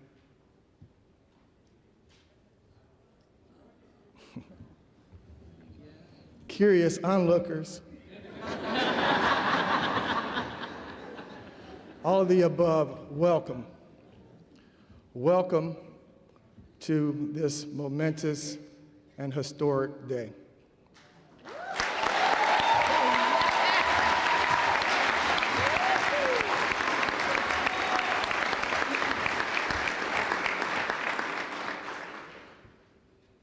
For those who have been around Sarah for a while, you know I have always been there, doing everything I can to support this lovely lady. And this has been a long time coming. I have watched Sarah through the years serve to the best of her ability, give all her heart, all of her time to the service of others.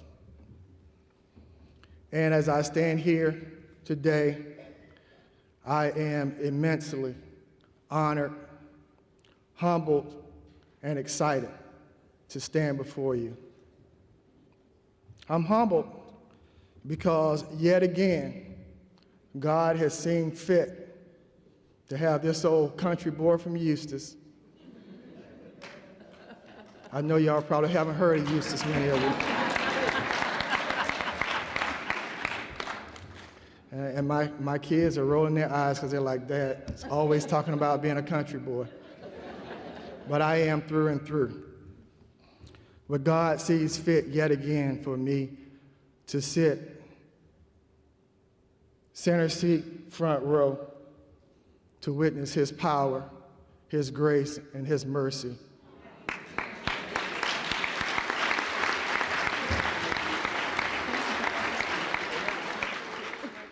Yet again, and this has been 30 years in the making, so I'll try to keep it together and not cry.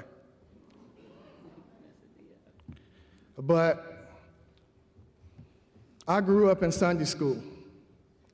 My mother, who's here in the audience because she loves Sarah as much as I love Sarah, made sure that I was there listening to the Word of God, the true law, and learning the Bible. And as I thought over the last few days of what I would say and prayed that God would give me the words and the courage to spend the time to do justice to this occasion for Sarah, one thing kept coming up, and one scripture kept coming up, and it's 2 Corinthians, 3rd chapter, verses 16 through 17. And I'll paraphrase it, because what it says is God does not call the equipped, but God equips the called.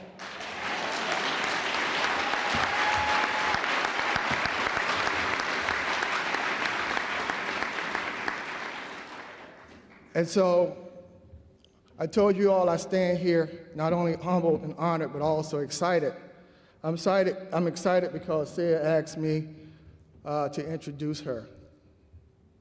And I'm excited because that's one of the things that I feel like she's asked me to do over the last few weeks that I'm immensely qualified for.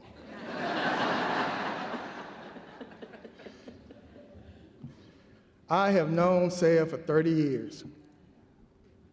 I met Sarah when she was a freshman and I was a sophomore in college at the Florida State University.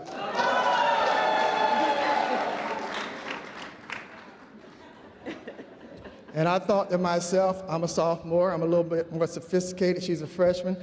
This will be easy pickings.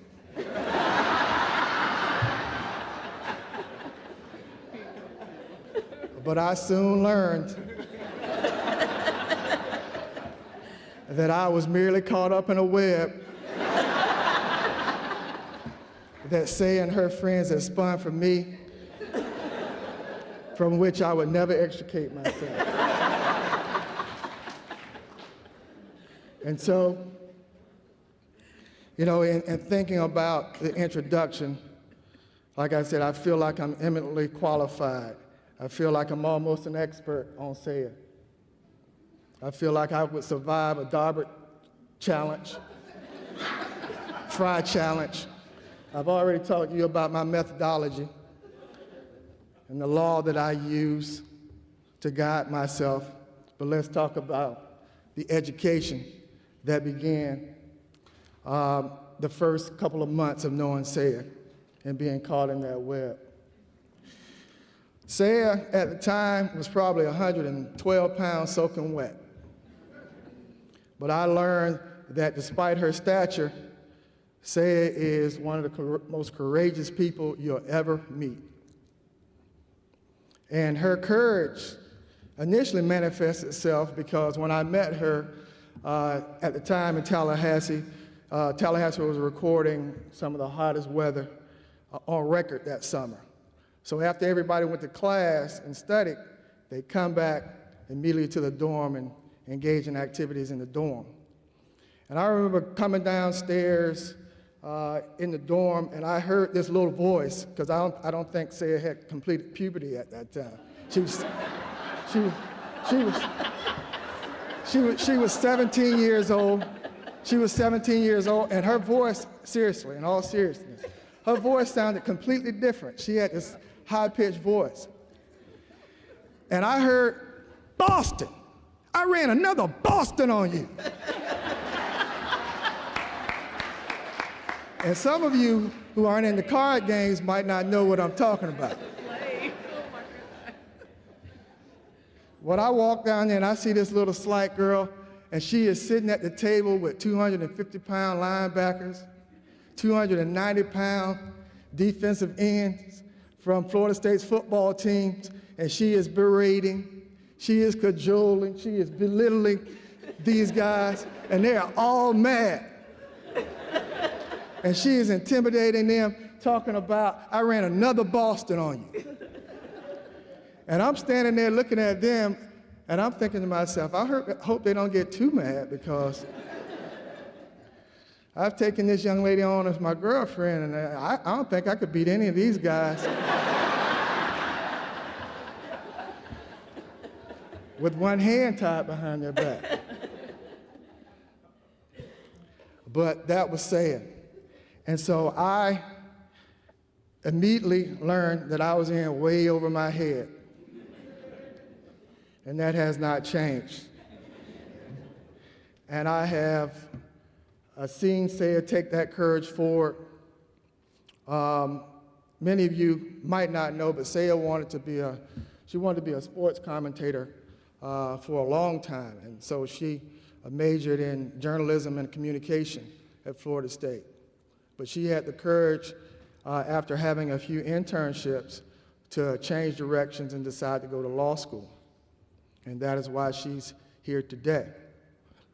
Saya made straight A's once she made the decision, applied for law school, was admitted, and was awarded the Virgil Hawkins Scholarship for Excellence, and had all 3 years of her law school paid for. In law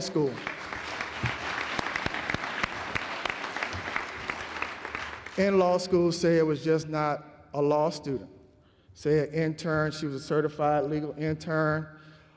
Saya booked at least 2 or 3 classes, research and legal writing, and also evidence.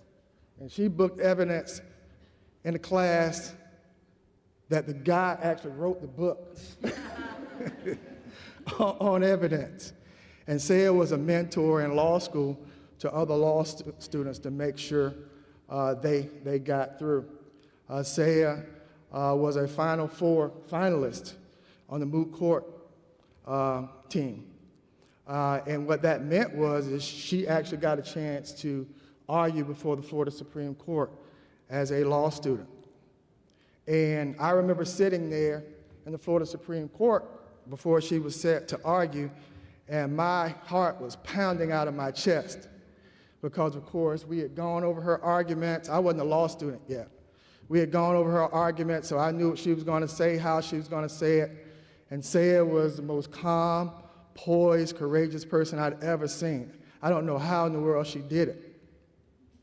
But again, I looked at what she was able to do that day, and I thought to myself, man, this lady has me in way over my head.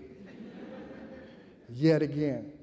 And Saya, one of the things that struck me most about that particular argument is Saya's team didn't win, but after the competition, all the law firms that showed up immediately went to Saya, and they were offering her jobs on site. And I was like, man, this woman is amazing. So far from, what my thoughts are when I first met her, I started to realize that this woman is really courageous, is really accomplished, and really, really smart. Fast forward, I watched Saya when she got her first job at Sears Denning. She had been working there since she was in high school. And I watched Saya not just be an associate, but I watched her study her partners. She would come home, she would talk about Chris Searcy, Jack Scarola, and how they were able to convince juries. She studied their depositions. She volunteered for the hard assignments. She took on tough legal issues. She asked to go to trial, and she didn't just want to hold briefcases. She took on active responsibilities, critical roles in those trials, because Saya was dead set on honing and learning her craft, being the best lawyer that she could be. Her father often says that success is a residue of careful and meticulous preparation, and Saya embodies that each and every day. So the Florida Bar is extremely lucky to have someone who thinks and acts and behaves in that way. Saya is very accomplished at this point. I've seen Saya, in my wildest dreams. I remember I got my first $1 million verdict, and the next month, Saya doubled that verdict. So she is a very accomplished woman, and she does great things. But one of the things that you will find about Saya is she does not walk around as if she's a big deal. She doesn't carry herself in a way that slights other people. If you talk to Saya just for a few minutes, you'll find that Saya's paramount objective is always to make somebody else's job easier. It's always to make sure that people don't have to face the obstacles and jump hurdles as high as she did in reaching her success. Service is a part of her, it's a part of our family through and through. And she does that every day. And service to the Florida Bar is no exception.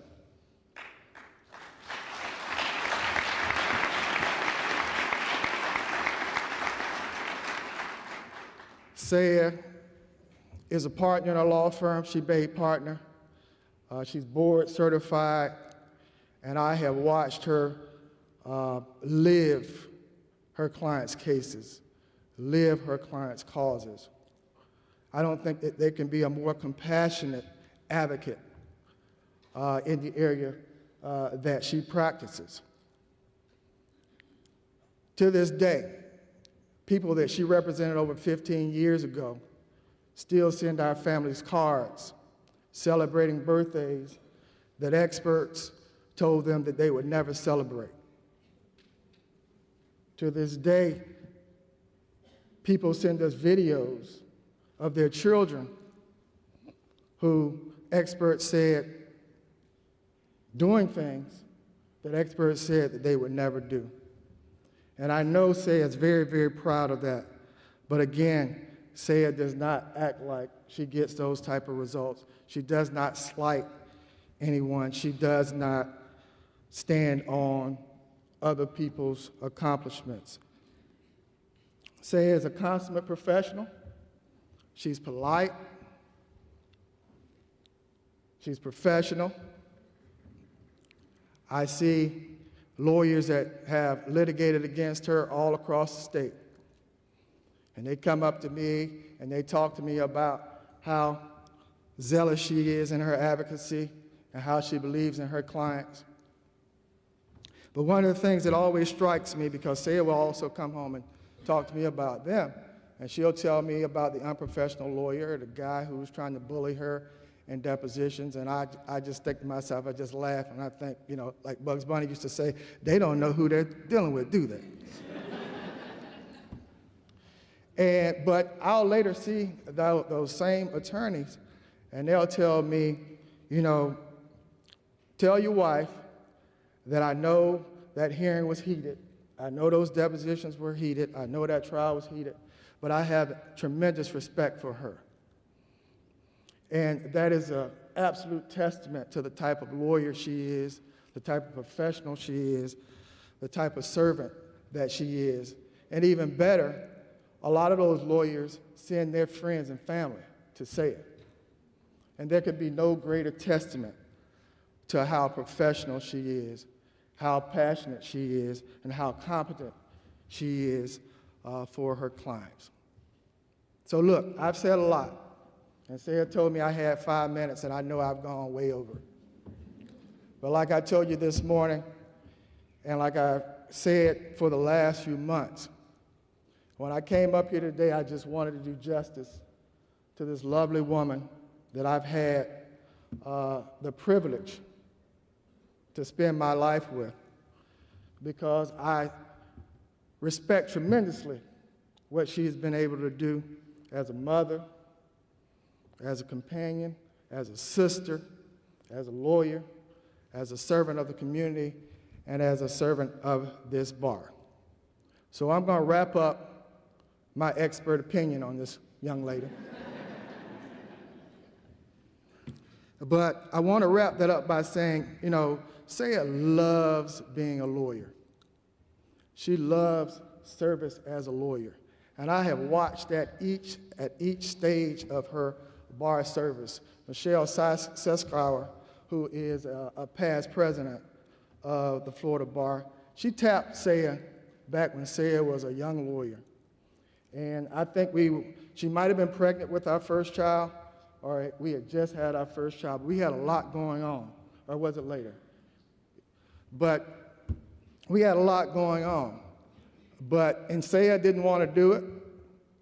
But I told Saya, you know, look, you know, when you get opportunities, you got to run through the door, and because opportunities might not come around again. And so after I told her that, I later learned that she told Michelle the only way that she would volunteer is if she also allowed me to serve on the committee too. So I didn't get off with advice. I also had to live by what I had said. But, you know, Saya does a lot for the legal profession, you know, as an example. And like I said, she loves being a lawyer. As a matter of fact, you know, if you look on any social media, you know, Saya's quite prolific on social media. And, but her hashtag is, you know, proud lawyer, hashtag proud lawyer. And she's constantly posting about the accomplishments of other lawyers and making sure that they're lifted up. Not her own accomplishments. It's always about how privileged she is to be supporting and serving another lawyer. So, you know, you all are privileged. And I'll stop saying that because I know you feel like, well, you know, he's going overboard. But this is a privilege for me to watch her serve you all and be able to support her. But through all of that, I can tell you with complete confidence that when you look at the other part of her social media and her hashtag, it's hashtag family is everything. And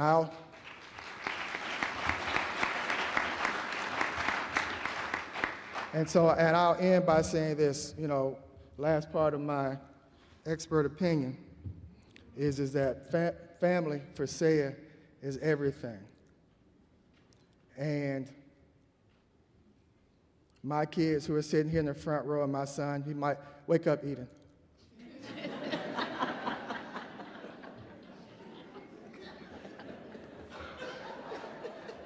But they will tell you, despite what Saya does, hours are long, the sacrifice is great for our clients. But they will tell you that mommy makes performances, mommy makes recitals,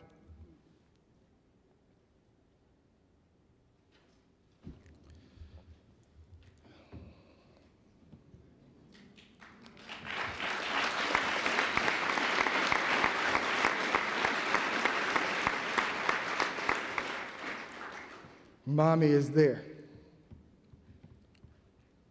And when she's not there physically, they'll tell you that the first or second voice that they hear in the morning before they go to school or whatever they're going to do is always mommy. Because I sincerely believe that Saya believes in not work-life balance. She believes in having it all. And I have watched her work tirelessly to make sure that she has it all, that we have it all, that you all have it all. So in closing, I'll say this to complete my expert opinion. You said in closing like that. Yeah, I know it.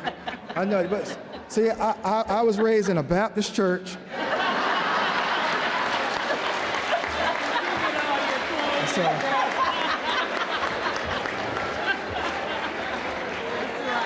So blame it on my instructions, blame it on my instructors.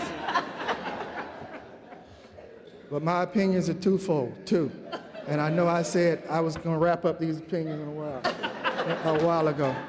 But first of all, my first opinion is I'm still in over my head. And I'm over my heels in love with this woman.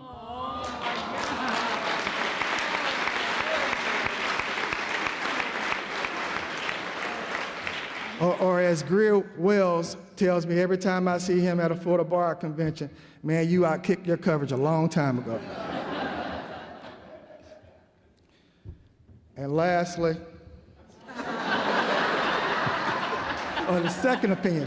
The second opinion is this woman is absolutely equipped. She has been called to serve this Florida Bar, and the Florida Bar got it right when they elected Saya Baker Barnes as the next president of the Florida Bar.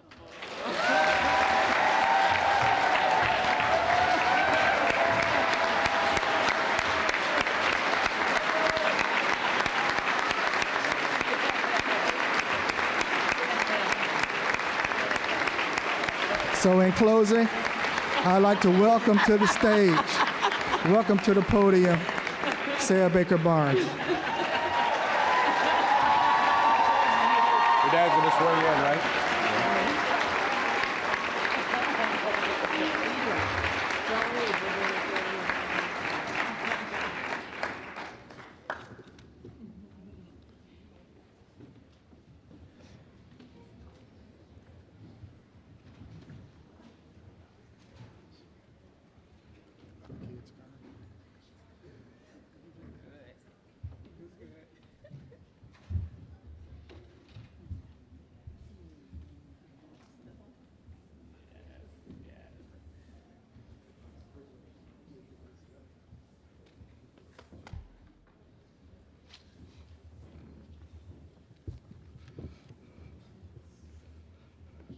I'm happy somebody else was up here crying. Not me. Come to right here. I'm going to stay here.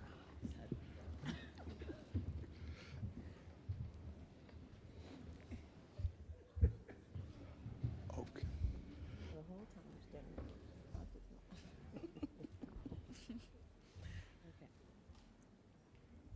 Most respectfully to the members of the Florida Supreme Court, most appreciatively to the Chief Justice of the Supreme Court for allowing me and my family this moment. It is a moment we will cherish for the rest of our lives. Ms. Barnes, are you prepared to accept this solemn and sacred oath? Yes, Daddy. Please place your left hand on the Bible. This is the very same Bible that was used in 1994, and the Bible that your father placed his hand on at his investiture.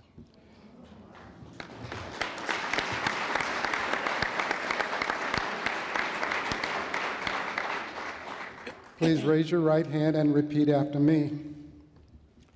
I do solemnly swear. I do solemnly swear. To uphold, protect, and defend. To uphold, protect, and defend. The Constitution of the United States. The Constitution of the United States. The Florida Constitution. The Florida Constitution. And the rules regulating the Florida Bar. And the rules regulating the Florida Bar. And I further agree. And I further agree. To carry out. To carry out. To the best of my ability. To the best of my ability. All responsibilities pertaining to my office. All responsibilities pertaining to my office. So. Help. Help. Me. God.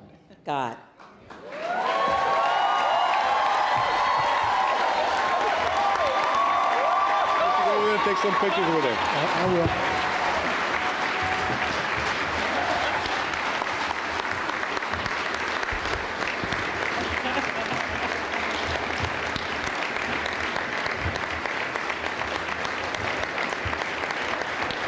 Ladies and gentlemen, the new president of the Florida Bar, Rosalind Sayre Baker Barnes.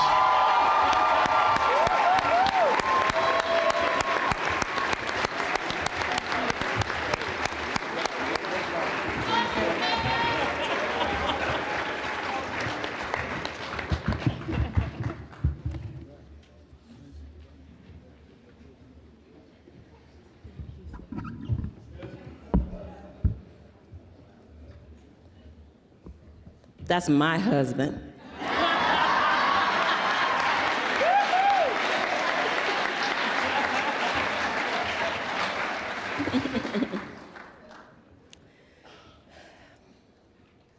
Chief Justice Muniz, Justices of the Florida Supreme Court, esteemed past presidents of the Florida Bar Board of Governors, Florida Bar Young Lawyers Division Board of Governors, my dear, dear family, my Searcy Denny family, my friends, and all of you here today. I am incredibly honored to stand before you today as the 77th president of the Florida Bar.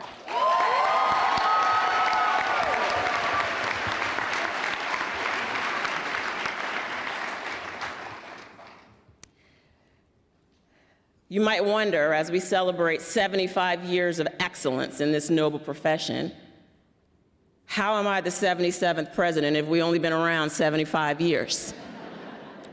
We're lawyers. But the truth is that history rarely moves in a straight line. It twists and turns. It takes detours. It is filled with setbacks, breakthroughs, challenges, and triumphs, and so too is the history of the Florida Bar. So while we became an organized mandatory bar in 1950, our roots stretch back to 1889. Our Florida Bar history is not perfect. Like our nation's history, it is indeed imperfect. But with our imperfections comes opportunity. Opportunity to develop leaders leaders like Virgil Hawkins, who made it possible for me to stand here today. Opportunity to effectuate change through leaders like Henry Latimer, for whom our Center for Professionalism and one of our most prestigious awards is named. Opportunity to shape the future through leaders like Eugene Pettis.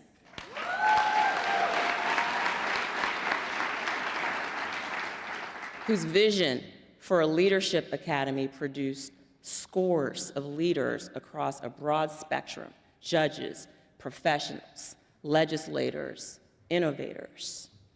Opportunity to inspire through leaders like Justice Peggy Quince and Senator Arthenia Joyner, visionaries and mentors to so many women, including me, and serving as a shining example that we too have a place in this profession.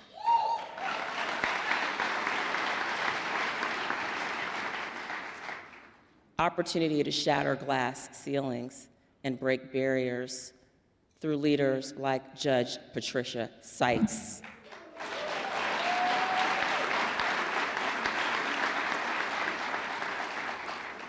For more than a century, Florida lawyers have stood at the intersection of law and society, advocating, leading, and serving with integrity, professionalism, and commitment to the rule of law.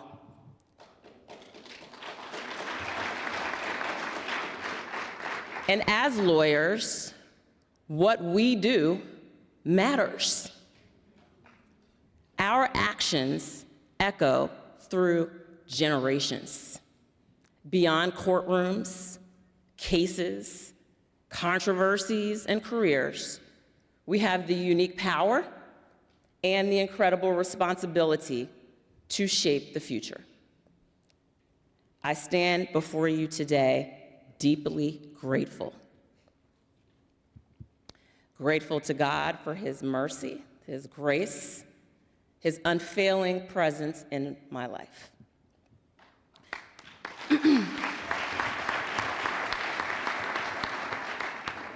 Grateful for the incredibly special people that He chose to surround me with. First, my grandmothers.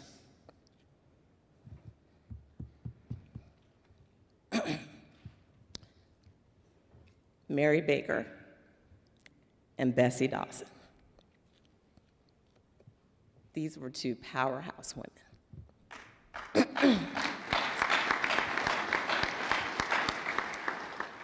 They are not here physically today, but they are most certainly here in spirit. And these were regal, brilliant, visionary Black women, forces of nature, deeply caring and fiercely determined. And they understood that their actions would echo, thank you, Eden, through generations, and they were right.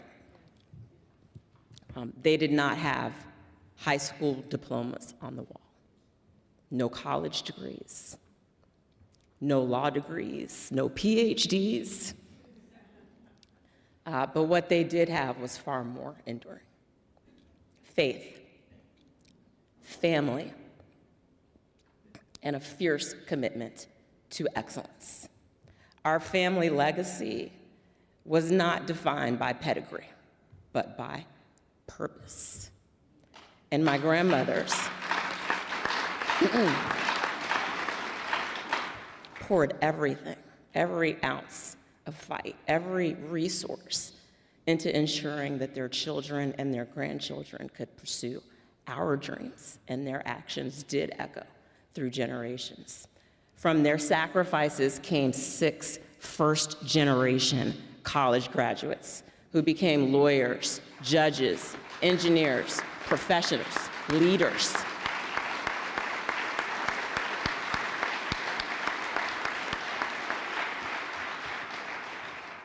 And a second-generation president of the Florida Bar.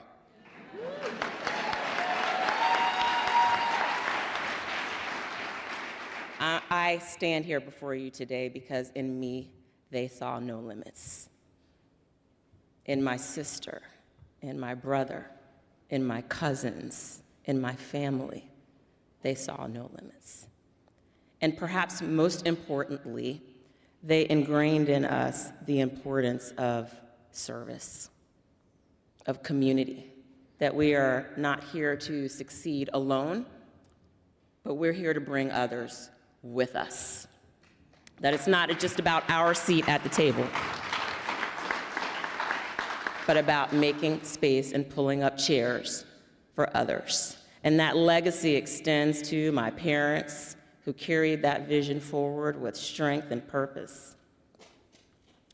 Mommy and Daddy, there are no words.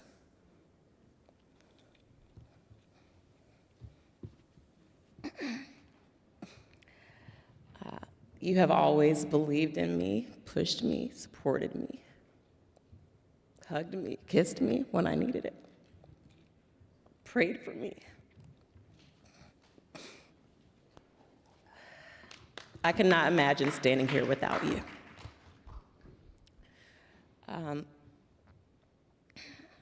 My parents celebrated 50 years of marriage last year.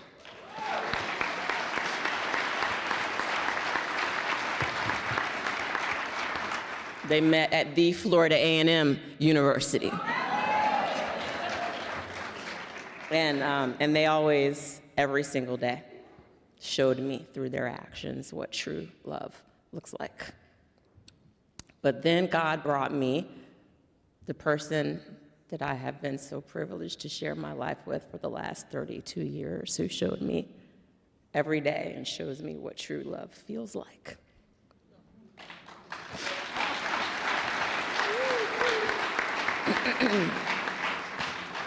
He might be a country boy and he might go on a little bit too long. He may have to close 4 or 5 times before he finally closes the deal. But he is always right here with me every single day, every step of the way. He listens to my fears, worries, regrets. He's right there to champion me when I win, and he's right there to pick me up off the floor when I lose. Edric, thank you for just being my everything, my anchor, my protector, my whole world. Thank you. I love you.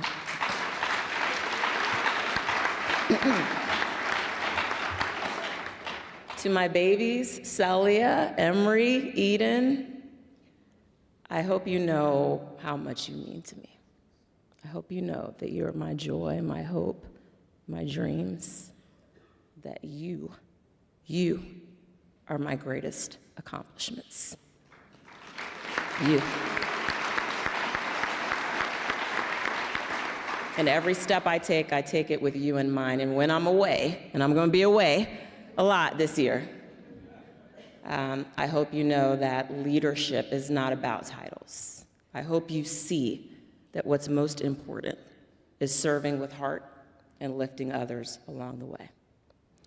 And I hope you know and understand and see that our family is our strength, that we are always here for you. And I want to thank my entire family and ask all of you to stand up for being here to me today. Here's my family. Please stand up.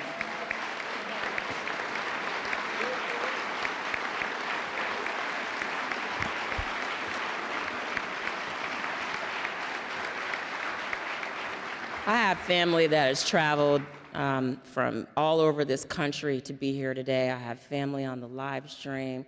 My cousin Christopher Codling is here today. He pulled out all kinds of stops to be here with me today. I have friends who traveled from overseas, from Europe, to be here in person with me today. I just want to tell each and every one of you, my sister, my brother, my cousins, my aunts, my uncles, my dear, dear, dear, I hate to call you in-laws because you're not in-laws, you're family. always have been, always will be. This morning, we assembled in my room at 7 in the morning. Kids were grumpy and grunting and complaining, but we stood in our family circle. We held hands. We looked each other in the eye, and we prayed together, like we always do. And I just thank each and every one of you for just being in that circle, being in my circle, being my supporters, and always being there for me. I'm almost done with the thanks. I have an extended family in Searcy, Denny, Scarola, Barnhart, and Shipley, and if you're a part of my law firm family, please stand up.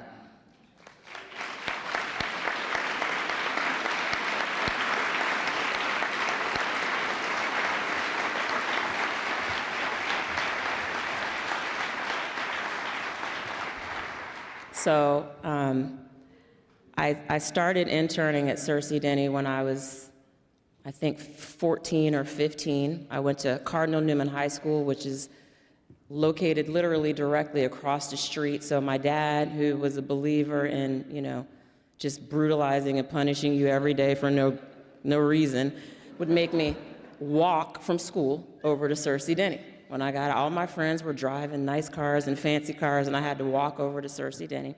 And I had to work in the library with the law clerks, and, I was, every day, I would run into Chris Searcy or Earl Denny, who's not with us, but with us in spirit, or John Shipley, or Greg Barnhart, Jack Scarola. I was exposed to the best lawyers that you could imagine from a teenager. And, you don't know when you're young why your parents do certain things. I understand now why my dad made me walk across the street in 100-degree weather every day to Searcy Denny. But I'm thankful for it. And Chris, I'm thankful for you for the opportunity to work with the very, very best. This is the only place I've ever practiced for 25 years. And it's the best place that I could ever be. Thank you.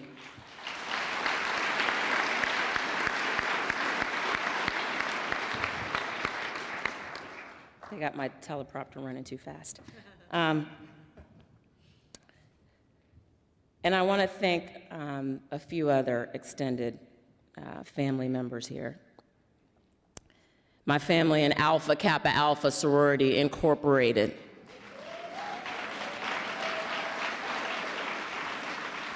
My family in Jack and Jill of America Incorporated. My family and our national president is here in the Lynx Incorporated. My extended family and my big brothers since 1993 in Kappa Alpha Psi Fraternity Incorporated. And my newest big brothers in Sigma Pi Phi Fraternity Incorporated. Thank you all. I could not imagine this moment without each and every one of you, and I'm thankful for you. So as I begin this role, I carry with me a spirit of gratitude, a deep sense of legacy, and a clear purpose. It's now not just my turn, but your turn, our turn, to not just preserve that legacy, but to build on it. And let me talk with you a little bit about what that means to me. It means creating spaces where every lawyer sees themselves in the future of the profession. It means designing systems that not only protect our standards, which are critically important, members of the court, but also adapt to the evolving realities of legal work. It means asking, not someday, but now, what does it truly look like? What does it truly mean to thrive in the law? I'm thankful because I know what it feels like and what it means to thrive in the law, to feel fulfilled, to be supported as a lawyer, not just in my practice, but in serving the community. And I'm thankful to my law firm again for allowing me and helping me to serve in that role.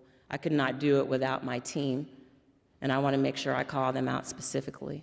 Elwanda Leonard, Trina Thilberg, Paulita Hernandez, Krista Head, Jordan Dulcie, I could not be standing here without each and every one of you.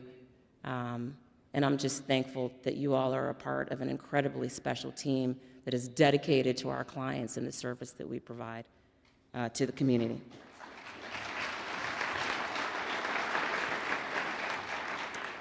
I know what it feels like to have mentors, people who care about me and who were invested in my success. People like Judge Cherie Davis Cunningham and Darrell L. Lewis, who guided me, pushed me, and cheered me on. I know what it feels like to have people in my corner who have already walked the walk and talked the talk. People like Judge Alona Holmes, who I see out here in this crowd today. People like, and this is important, the 7 women who have walked this path before me. Judge Patricia Seitz, Edith Osmond, Kelly Overstreet Johnson, Gwen Young, Mayanne Downs, Michelle Suskauer, and Dory Foster Morales. Thank you. Thank you for paving the way for me. And I know what it feels like not only to have women in my corner, but men supporting me, some publicly and some privately, but all with the goal of pushing me forward. And included among those folks are people who have pulled me to the side, who call me, who text me, people like Gene Pettis, people like Greg Coleman, people like Gary Lesser, Scott Westheimer, Roland Sanchez Medina, my colleagues and past presidents, and I'm incredibly honored to know each and every one of you. And I want to say this, that all of the past presidents have just been so incredibly supportive, lifting me up, encouraging me, and I'm incredibly thankful to each and every one of you for all that you've done for me. Thank you.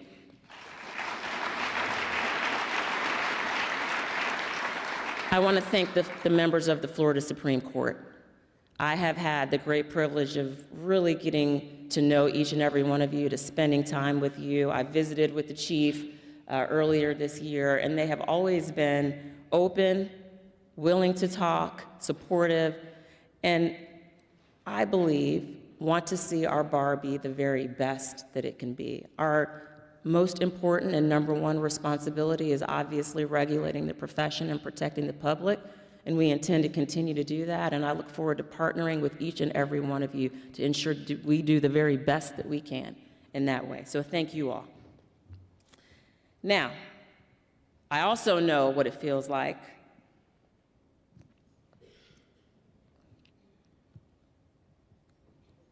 to walk into a room and wonder if your voice matters. I know what it feels like to be the only one in the room all the time.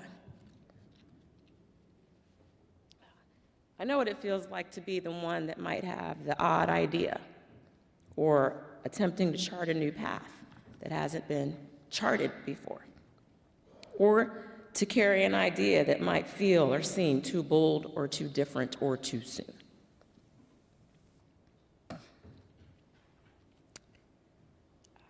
But I also understand that even with those challenges, and they are difficult, that with that comes great privilege and great responsibility. I understand the importance of using your voice, of expressing that view, no matter how unique it may seem, of walking up and taking that seat at the table, even if you are the only one, and of making that seat at the table count. The future of our profession needs all of us, all of our voices, all of our insight, and our leadership. And that is why my vision for this year is this. We are not just opening doors, although that is incredibly important. We're saving a seat at the table for all of us.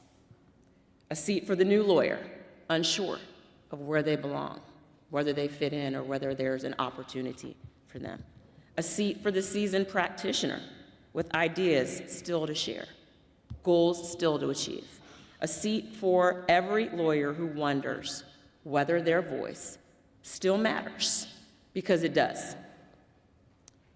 And to give you an example, when I was traveling the state seeking this opportunity. I tried to listen, and I heard from lawyers who felt left out of the Florida bar, our in-house and corporate counsel who are engaging in critical and important work, but did not have a place here or a seat at the table. And so we've established some new initiatives to help reflect our unique and important voices in this profession. So first, the Corporate Counsel Committee, and I want to congratulate our chair, Michelle Morgan, our vice chairs, Grassford Smith and Manny Farage, on a phenomenal job. They had a kickoff on Wednesday here at convention, and we had over 100 lawyers that had never been to the Florida Bar Convention before here because they wanted to participate in the Corporate Counsel Committee. So these are brilliant lawyers. They are advising billion-dollar companies and feeling unseen here in the bar, and we now have a place for them. So I'm incredibly proud of this new committee. We have representation from Brightline, from the Miami Dolphins, from Citibank, from Spirit Airlines, from food industry, transportation, real estate. This is an opportunity for us to build and grow, not only bringing in lawyers that have not traditionally had a place here, but to partner with corporations. We are one of the fastest growing states for corporations, and I'm looking forward to what this committee will accomplish. We've established a sustainability initiative for attorneys. And this is not about the environment. This is about the long-term health of our profession.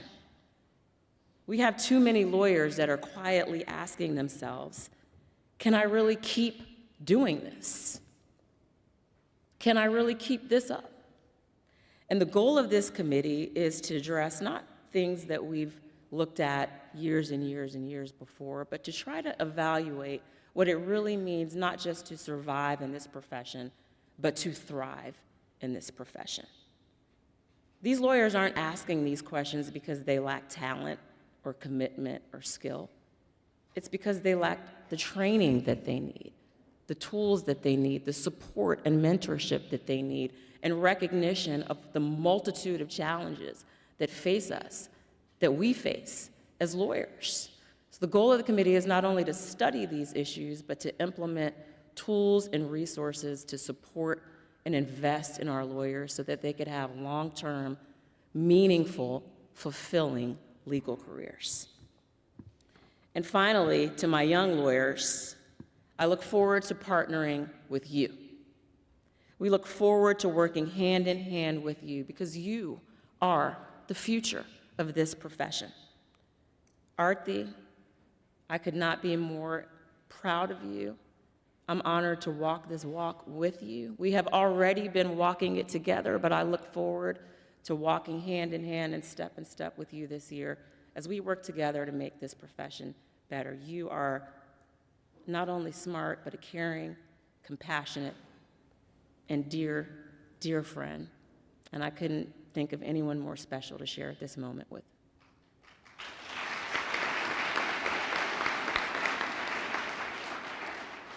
Now, Mike Orr, on the other hand, as long as you get me my lattes, we'll be all right. Seriously, you are, I'm so proud to see you in this role and in this seat. You have a beautiful family. I know we focus on Mike and all of his, he's so well-spoken and so prepared and all of those things, but when I'm sitting in the restaurant at the hotel with Mike, or we're texting on, about ECU something on the weekends, he's always talking about Eileen and the kids. He's a good man. Thank you, Mike. I look forward to working with you. Reno, congratulations. I look forward to working with you as well. It's going to be a fantastic year. So, I want to leave you with this today. Just like my grandmother shaped our family's legacy, what we do as lawyers, how we lead, how we serve, how we show up, matters. We too are building something greater than ourselves, bigger than a case or a controversy or a career. What we do will echo through generations. I'm saving a seat at the table for each and every one of you, for your ideas, for your leadership, for your unique voice that only you can offer. Because what you do with that seat, how you choose to lead, to serve, to stand, will echo through generations, not just in the cases you win or the clients you counsel, but in the example that you set, in the doors that you open, and in the lives that you lift. I look forward to building a future with you that reflects the very best of who we are and who we're becoming. I look forward to creating a table where we all have a seat, honoring the legacy that brought us here. And I look forward to reimagining what it means to lead in the law, setting the table for the next generation. I want to thank each and every one of you for entrusting me with this role. I understand the incredible responsibility with which I am tasked, and I take it incredibly seriously. Thank you very much for the honor of serving as your president.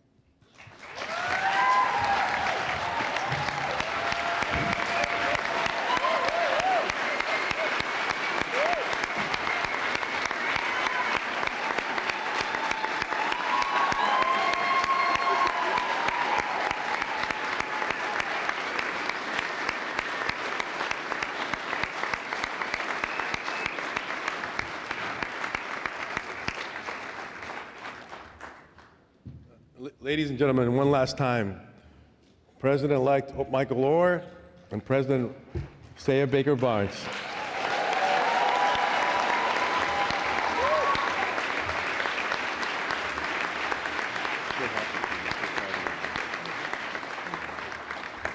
And I got to mention Edric as well, too, because he's been fabulous today. The first gentleman of the Florida Bar. Thank you very much. Thank you very much. The assembly's over.